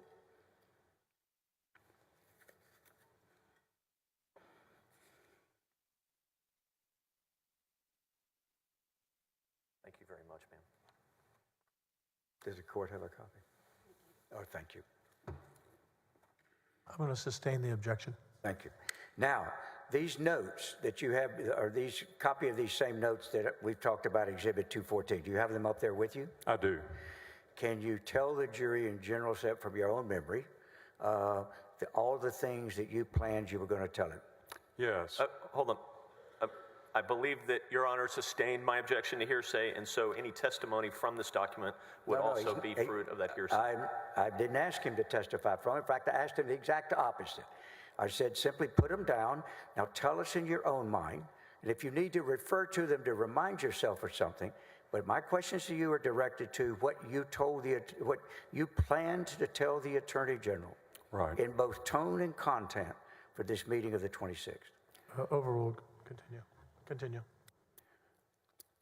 Sir, what I planned to tell the Attorney General was, number one, this was a very dangerous investigation for him to continue. He was a friend of Nate Paul's. Nate Paul was a campaign donor to him. There was no evidence of any criminal wrongdoing.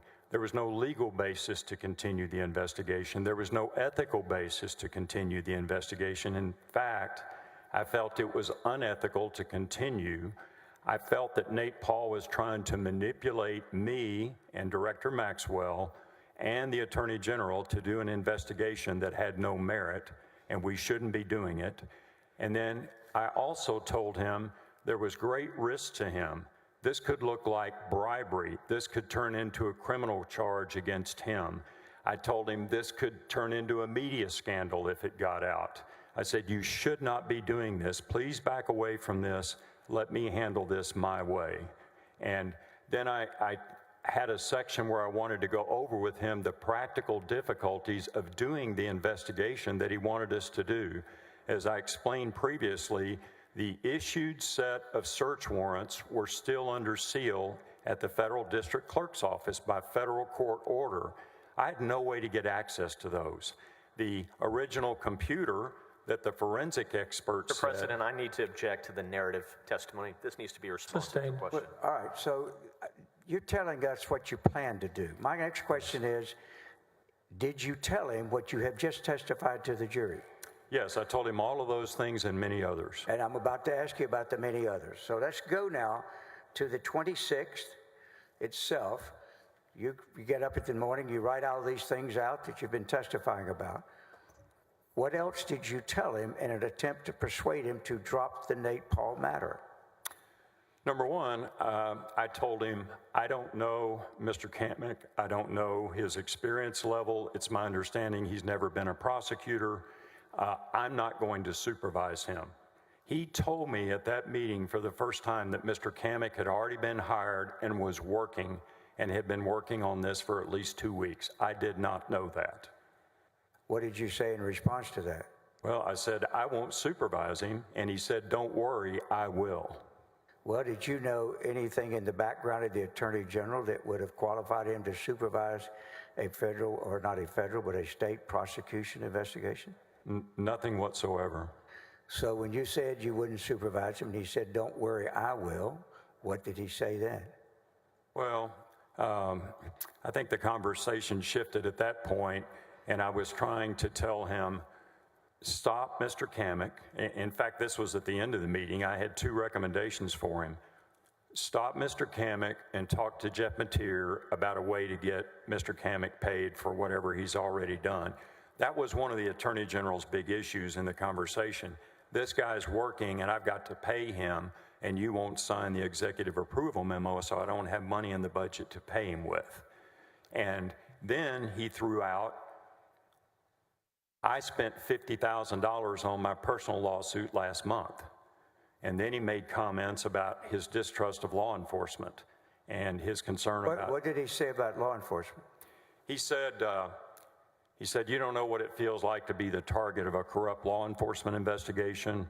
I've spent $50,000 on my case, things of that nature. He made many comments to me, or several, I'll say several, during the course of these months that indicated he had a negative attitude and a distrust of law enforcement. Did he particularly ever focus on DPS in his negative attitude? Yes, I've heard him make negative comments about DPS. Like what? He doesn't trust the director, and he feels like the DPS ran a corrupt investigation on him in the securities fraud matter. Did he have the same feeling about the securities board? I did not hear him talk about the securities board. All right. Were you aware one way or the other as to whether a representative of the securities board had been involved in a search warrant? Yes, I knew at least one of their agents was a task force officer with the FBI on the searches. And do you know who that officer was? Yes. Who? His name is Randy Saban or Saban. Will you spell Saban or Saban for the court reporter? Sabban. How would he know? Do you know who? Let me back up. In your meetings with him, back starting in July and into August, in one of those meetings, was there a conversation with him and these are the 3 meetings we talked about, Yes, sir. in which he specifically addressed the issue as to whether Agent Saban was actually the applicant for the search warrant? Objection leading.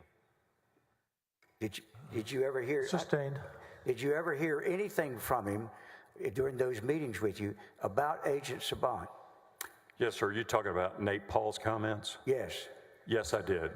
And in the meetings, did you ever hear him say that Agent Saban was the affiant in the application for the search warrant? Objection. Hearsay, as I understand this to be Mr. Paul's comments, offer for their truth.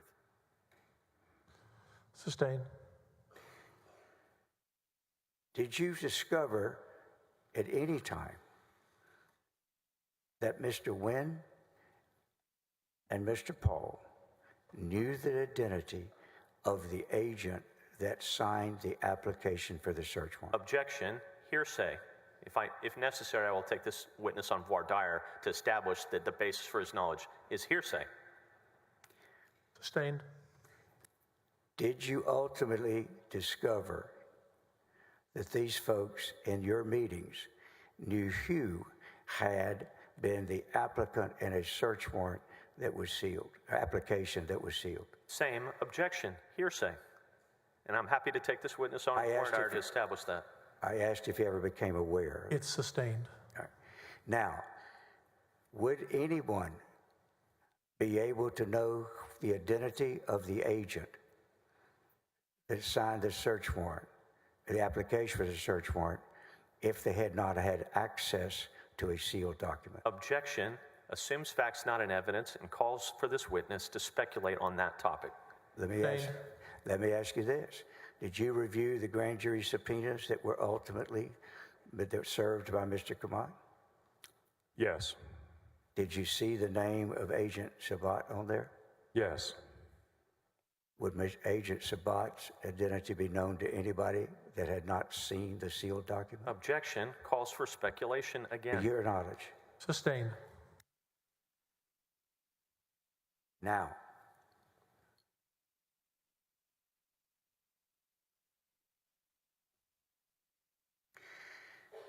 do you remember back when the presentations, you make it a PowerPoint presentation they brought to that meeting? Yes. And do you recall what that PowerPoint presentation was called? Yes, sir, I do. It was called Operation Longhorn. Was that PowerPoint presented to you by Mr. Wynn and Mr. Paul? Yes, Mr. Paul specifically. All right. Can I have the exhibit number, please, of the PowerPoint? It's in evidence. In fact, I think it was introduced by the other side. Oh, that's okay. I think she's bringing it up. It's in evidence. Could you put up exhibit 152, please?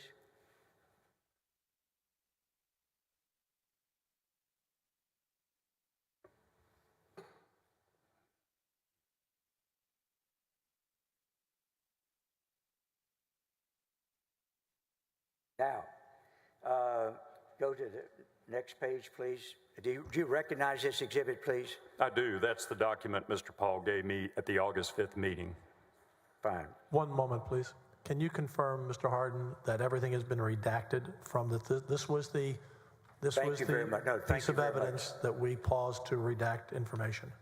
I Will want you to make confirm that? sure. I saw 2 thumbs up from Stacy. Two thumbs up says it has been, Judge. And we've done that in light of the presentation. Thank you very much. In this search warrant, if we could,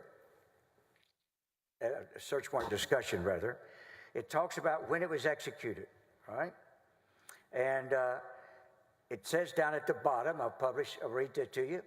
According to the filings with the court in the Western District of Texas, each of these warrants was signed and issued by Judge Mark Lane at 10 a.m. Is Judge Mark Lane one of the officials they wanted investigated? Yes, he's a federal magistrate judge in Austin, and they wanted me to do a criminal investigation on him. All right.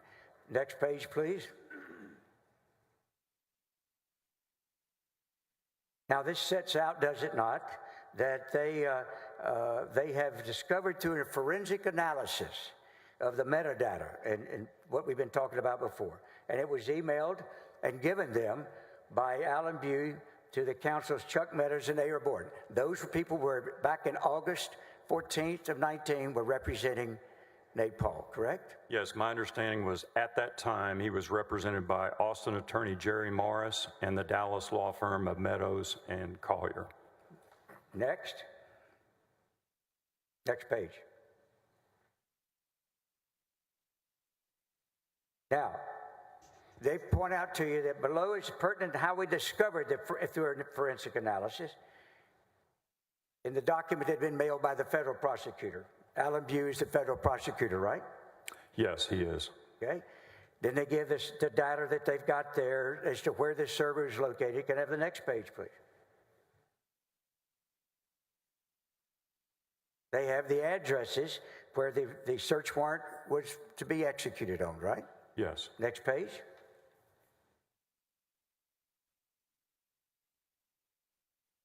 Now, do you have any idea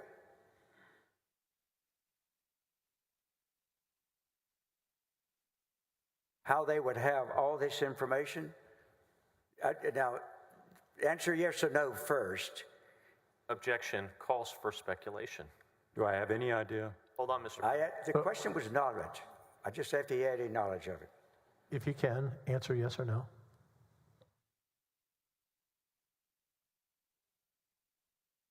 Yes, I have some knowledge.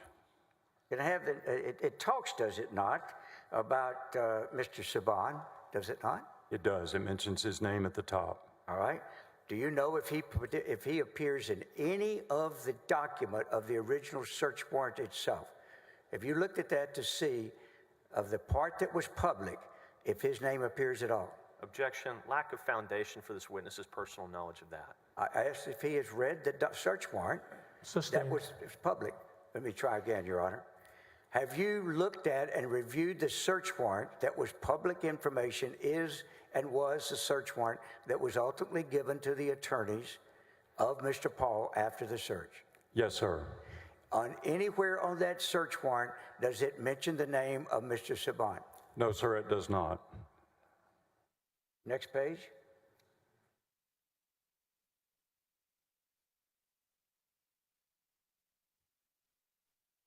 It lays out, does it not, the things that they're complaining about, right? It does. And these were things we told them we had no jurisdiction over. Next page.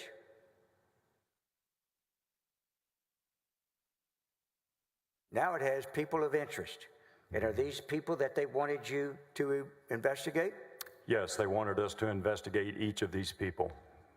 Would you go down the list and see why, and tell us what they told you, or what these people they were requesting to be investigated roles were? Yes. Randy Saban was on the task force. He was at the search warrant that was executed at Mr. Paul's residence. Mr. Paul stated he had personal conversations with him during that search. Agent Joy of the FBI, he was mentioned. I don't know which location he searched. They represented that Ms. Sobravia Dent was a courtroom deputy clerk to a United States magistrate judge. Yeah, can you explain to us why in the world you were supposed to investigate a courtroom deputy clerk of a federal magistrate? I have no idea how there's a state interest in doing that. The federal authorities have full control over the federal district clerk's office, and their law enforcement and their inspector general's office has the full ability to go in and get all the documents needed to do such an investigation. We did not. All right. Now, if I have the next page real quickly, let's move through this.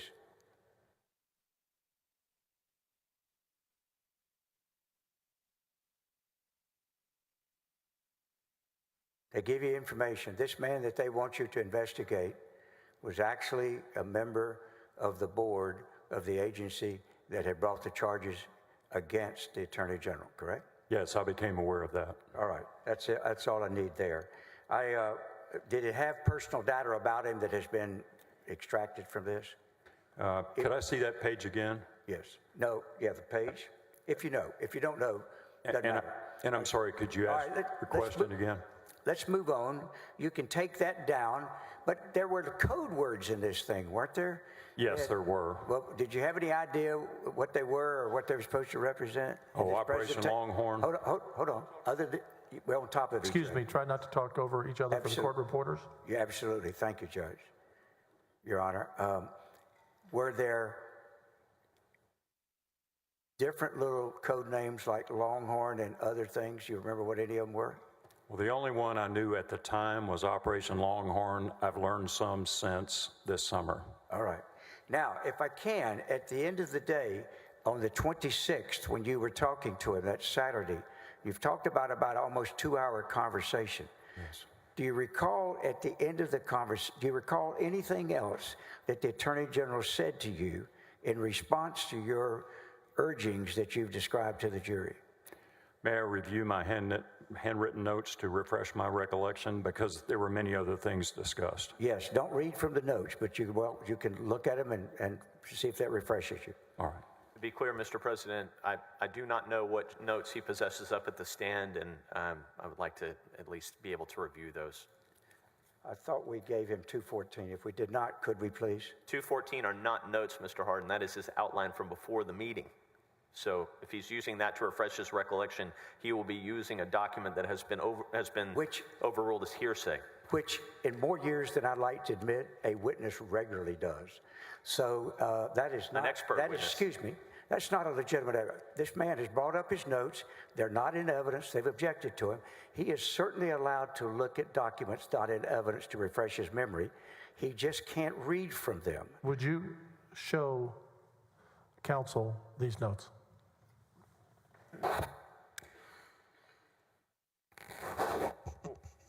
And Mr. President, what I would like to do is take this witness on voir dire to establish that, wait, hold on a second.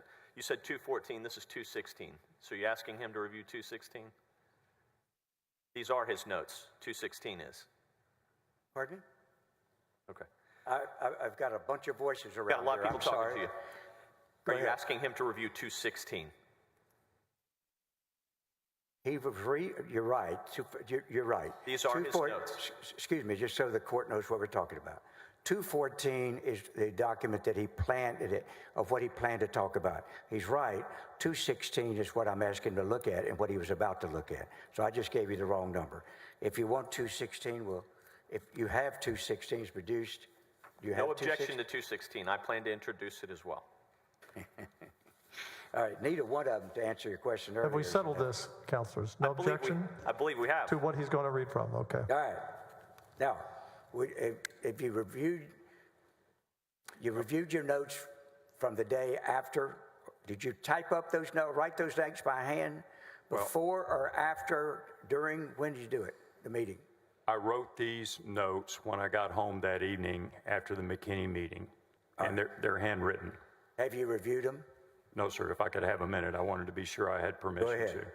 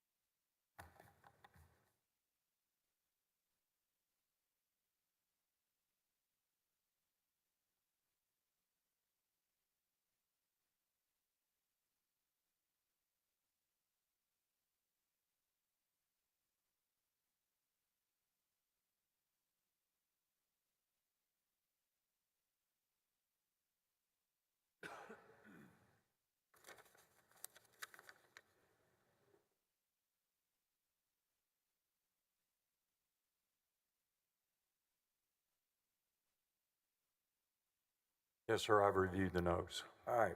Was there anything else you called? Does that help refresh your memory as to whether there was anything else in your discussion that the Attorney General said? Yes, there were several things. Number one, I asked him why he was so interested in this investigation when he was not interested in all the other criminal investigations and cases we had pending in the office. All right. And what was his response? His response was, I don't know about the other cases, but I know about this one, and I'm concerned about corrupt law enforcement because of what's happened to me. All right. Anything else you recall he said in that conversation on the 26th? We discussed the fact that he had taken Nate Paul personally to the Travis County District Attorney's Office. Did you ask him, or did he volunteer that? I told him I had learned that. By this time, I had heard that. And what was his response? His response is, well, I didn't request the investigation from them. They had a conflict, and they asked me if I wanted it, and I said yes. All right. What else? I told him there was no state basis for believing there was any state offense, and he kept bringing up Nate Paul and Michael Wynn's complaint that the agents hadn't left a copy of the search warrant at the residence or the office, allegedly. I don't know if that's true or not. Is that something he wanted the Attorney General's office to investigate about? Apparently he did, because he told me that the fact that I didn't think that was serious, which I didn't, and I explained to him why. That's a federal rule of criminal procedure. That's not even a misdemeanor statute. And that's something the magistrate can deal with very easily if it's true. But he said that was a red flag to him that indicated I was too biased in favor of law enforcement. How was the tone of this conversation? He was frustrated, and that was the most, it wasn't a hostile conversation, but it was a difficult conversation. How did the conversation end? I told him that I was trying to be a loyal subordinate and a friend, and I still considered myself a friend even up to that very day.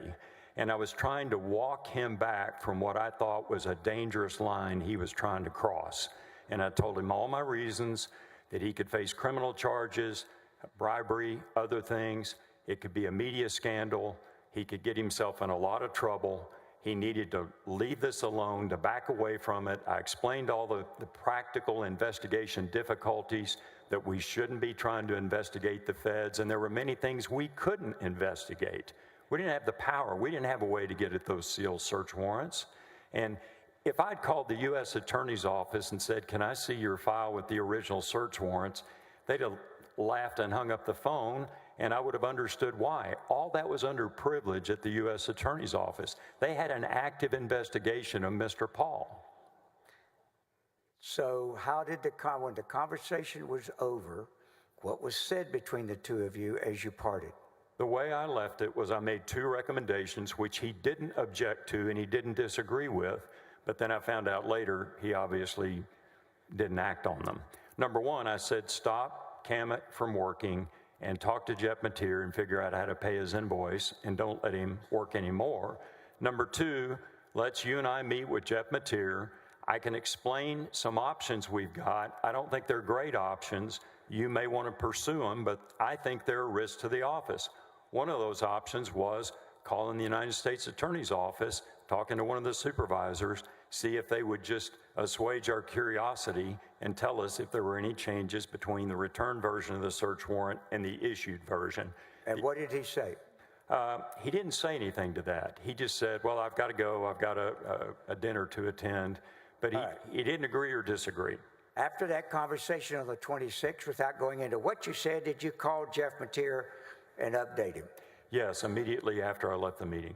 And then after the 26th, when was your next involvement with anything having to do with Mr. Paul? That was on the morning of Tuesday, September 29th. And without going into what people told you at this time, what happened on the 29th? Mr. Kamek and Mr. Wynn served a search warrant in the name of Brandon Kamek, Special Prosecutor, Office of the Attorney General of Texas, on Independent Bank in Round Rock. What was your reaction to that? I was apoplectic. Why? Because it appeared to me that Mr. Kamek was working on behalf of Nate Paul's civil litigation interests and serving a criminal process, a grand jury subpoena, on either a bank or a party to one of his civil lawsuits. He was seeking discovery through using criminal process. Has the Attorney General ever said anything to you in his conversations that Mr. Kamek was a special prosecutor? No, at this point in time, the only thing he'd ever told me was that he was working and beginning to gather information. He never told me a title. All right. What happened on the 29th when you found out that a community bank had been served a grand jury subpoena? Well, Jeff Mateer called a meeting in his office at 3 o'clock for the deputies involved that became the whistleblowers. At the end of those conversations, did y'all make plans to go to the government? No, not that day. All right. And then what happened on the 30th? On the 30th, in the morning, we got another message that a second subpoena had been served, this time on Amplify Credit Union in Austin. And what was your reaction to that? I was even more apoplectic. I was furious that this was going on and the Attorney General was allowing it. And what was wrong with serving a grand jury subpoena on Amplify Credit Union? Because again, this looked like Nate Paul was using the power and authority granted by the people of Texas and this legislature. He had turned it over to Nate Paul for Nate Paul to go after his business opponents. I asked you what was his objection Sustained. to it. Did you have, I believe, let me ask you this. When you were so concerned, what was wrong, in a very succinct way, please, what was wrong with what they were doing?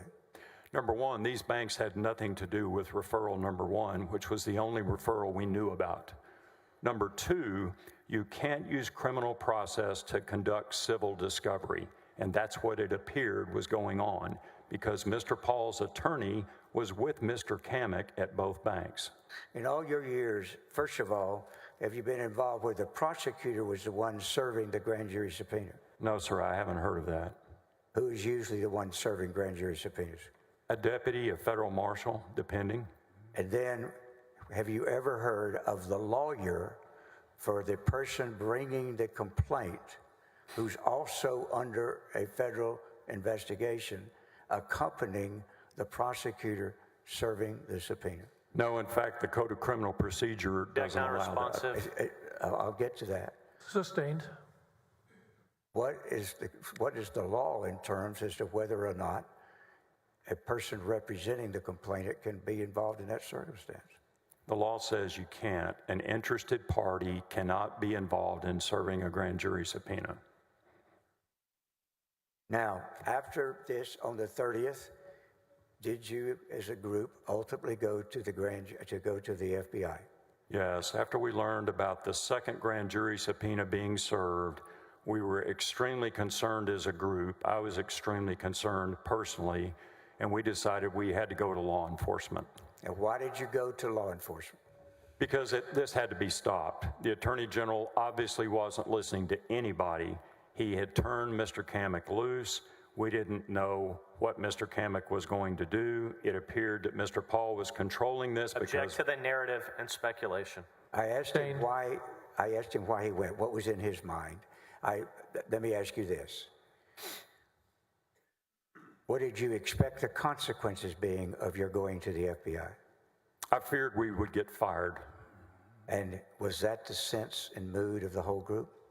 I think so. I think we all knew this was an incredibly dangerous and unique but outrageous situation. We were the only ones that could stop it, and we had to. When you went to the FBI, did you take any documents? Did not take any documents. Would the documents all been the property of the AG's office? Yes. So is that why you didn't take any documents? Just Objection yes or no? leading. Why did you not take any Sustained. documents? Excuse me. Why did you not take any documents? I didn't take any because I felt like we were making the initial report based on our eyewitness personal knowledge of what we believed at that point to be criminal behavior by the Attorney General. And so when you went, did you take evidence with you? I took my personal knowledge and the others took theirs. All right. Is that evidence? Absolutely. We were eyewitnesses. So if a person is the victim of an aggravated robbery and reports it to the police, would it quit being evidence if just they report it as opposed to taking documents? Objection leading and relevance. Their personal experience. Hold on. Sustained. What did you take with you that first of all of y'all going, Yes. did you take evidence in the meeting of evidence? Yes. What did you take with you that was evidence? our personal eyewitness knowledge, our personal experiences, our personal conversations with the Attorney General, our personal experience of him pressuring us to do things that were improper, unethical, and illegal. In your experience, how often is the initial report by a citizen of something that they consider criminal conduct, how often is that where the witnesses come in without any documents just to tell you what they believe, they saw, they know that they think is improper? How often is that the way it gets to your desk? Objection, relevance. Oh, it's very relevant. Overruled. Yeah, thank you. That is very common.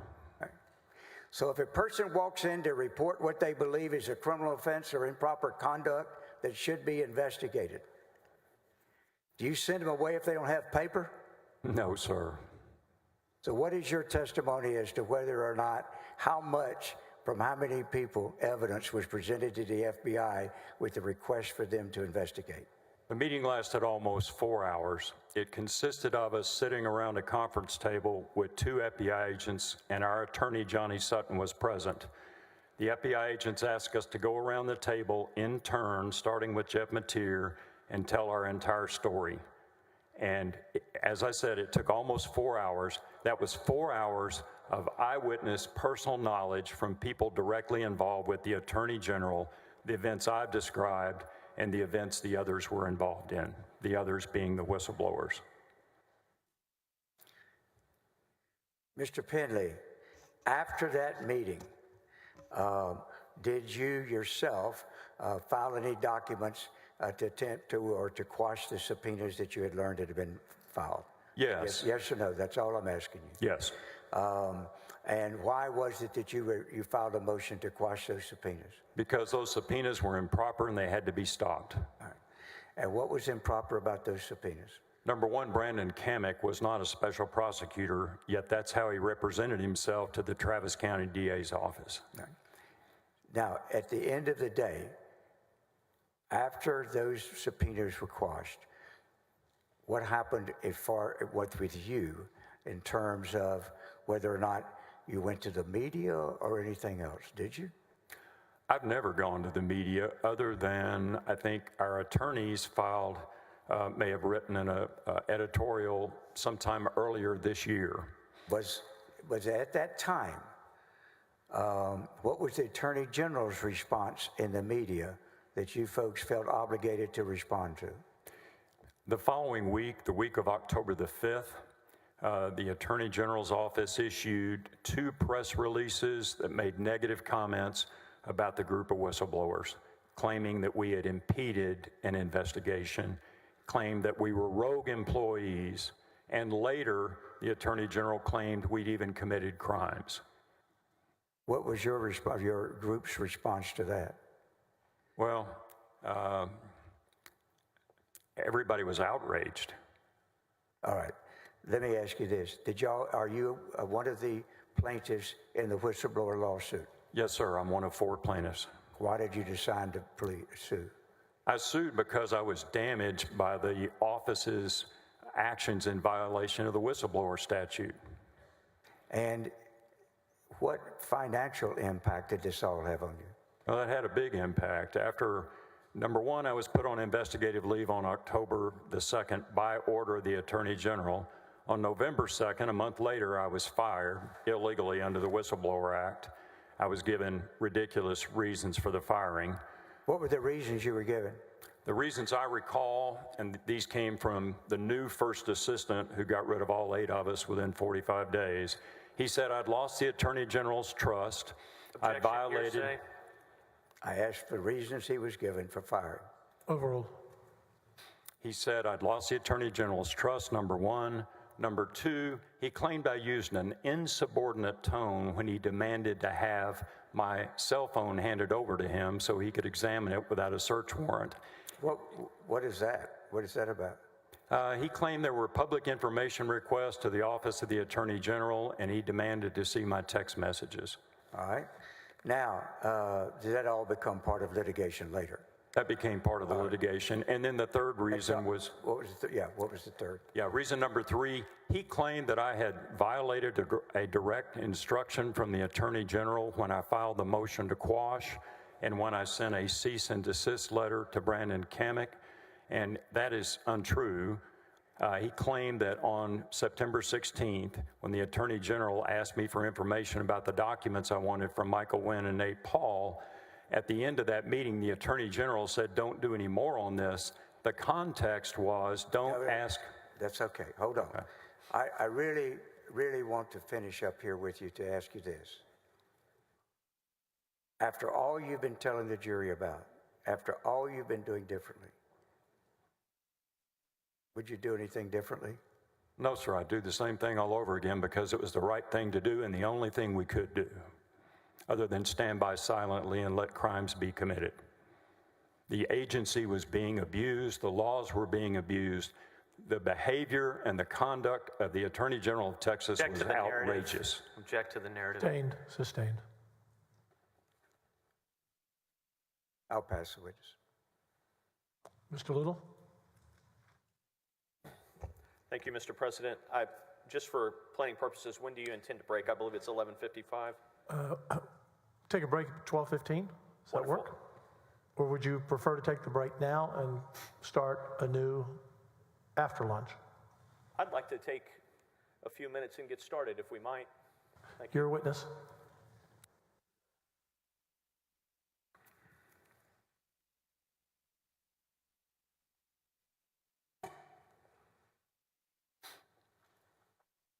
Mr. Penley, I'm going to hand you some of your notes here so that you've got them. You need something, Rusty? I did just get out. Left your cup of water? All right. Documents for you. Thank you. At this time, Mr. President, I'm tendering to the witness exhibits 1009 to 1021. This is a series of notes in Mr. Penley's hand. May I approach? Yes. Have they already been admitted or you're admitting them? Okay.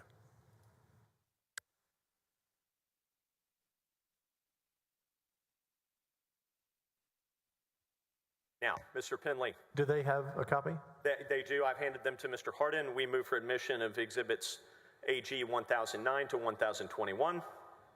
Any objection? Yes, I think these are, to repeat a famous objection, these are all hearsay, every one of them. They're the same kind of thing we offered to introduce to him, and he objected to his hearsay. If he withdraws his objection to the notes of our witness, then I'll withdraw my objection to these. Otherwise, sauce for the goose and the gander and all that jazz works. Mr. President, may I respond? Yes, you may. These notes that I've handed to Mr. Penley are notes of his present recorded recollection from the meetings with the Attorney General in various formats. Mr. Hardin has already offered House 216, which is his notes from September 26. These are all of Mr. Penley's notes, and they are extensive. I'm sorry, I don't know how that's any different than what we just talked I'm about. not sure I understood your reply. Recorded recollection is an exception to hearsay, and these are his notes, just like House 216, which was admitted and offered earlier.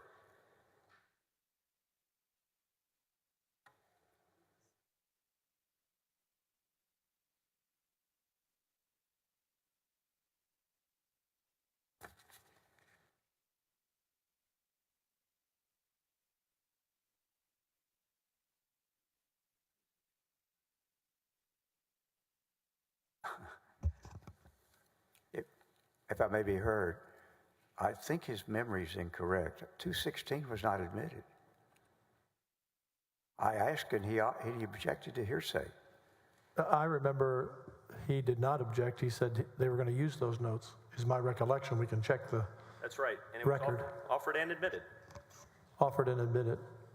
He did not object. I think that was 214. No, that's when there was confusion between 214 and 216. Yes. So the 214, if my recollection is correct, were the outline before the meeting, and 216 is You're the absolutely right. recollection after the meeting. And he did not object to that. All right. I may have not, maybe the court did not admit them into evidence, but you did not object. I remember you saying you were going to use those. That's right. In cross. That's fine. If it's admitted, then that's great.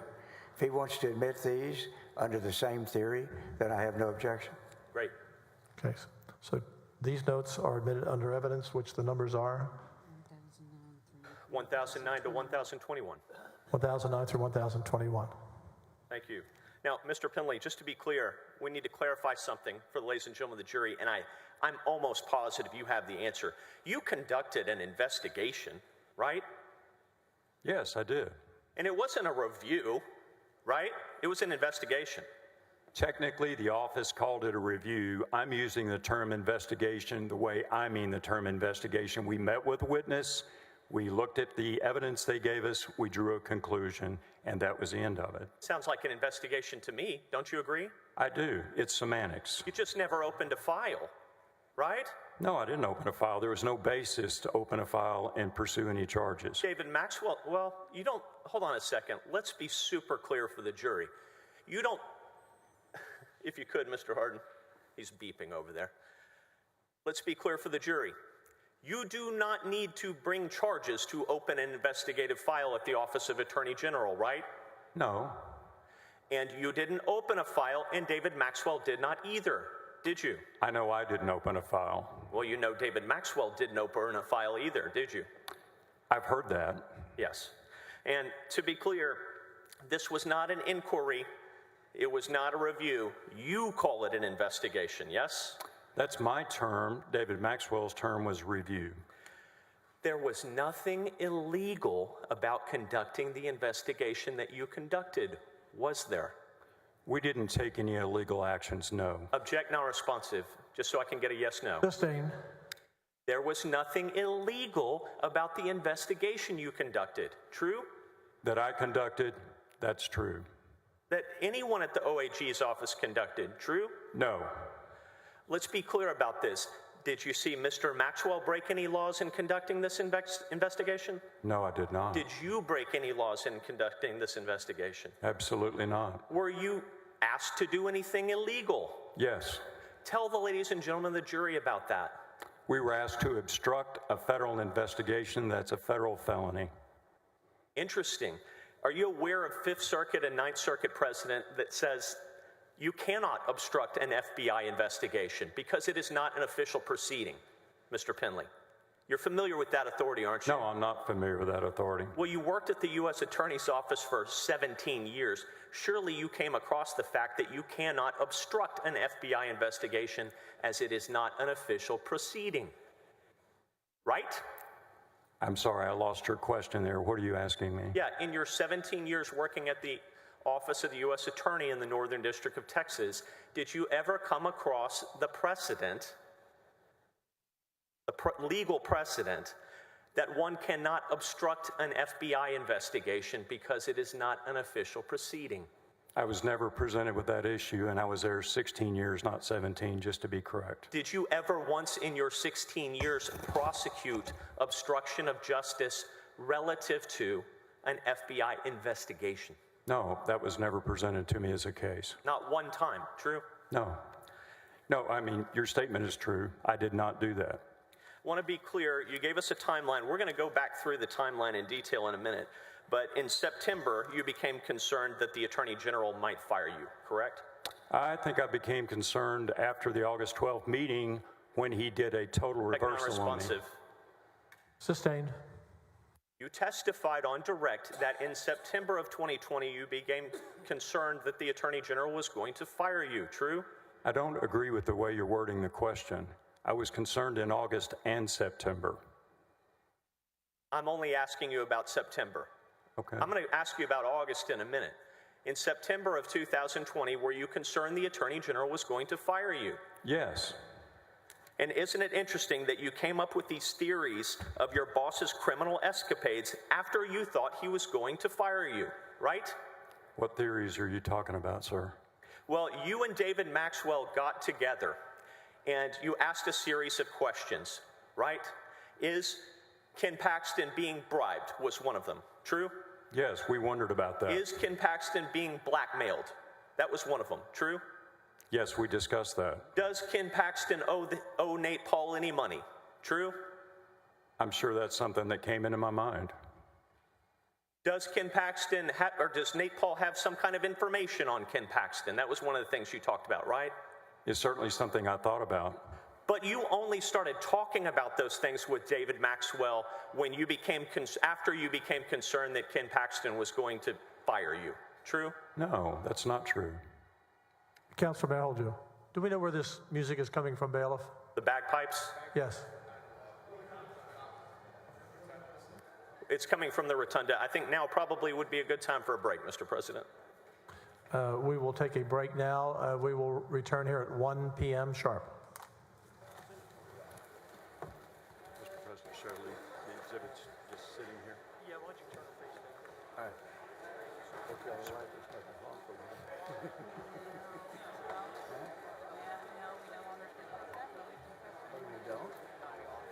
No.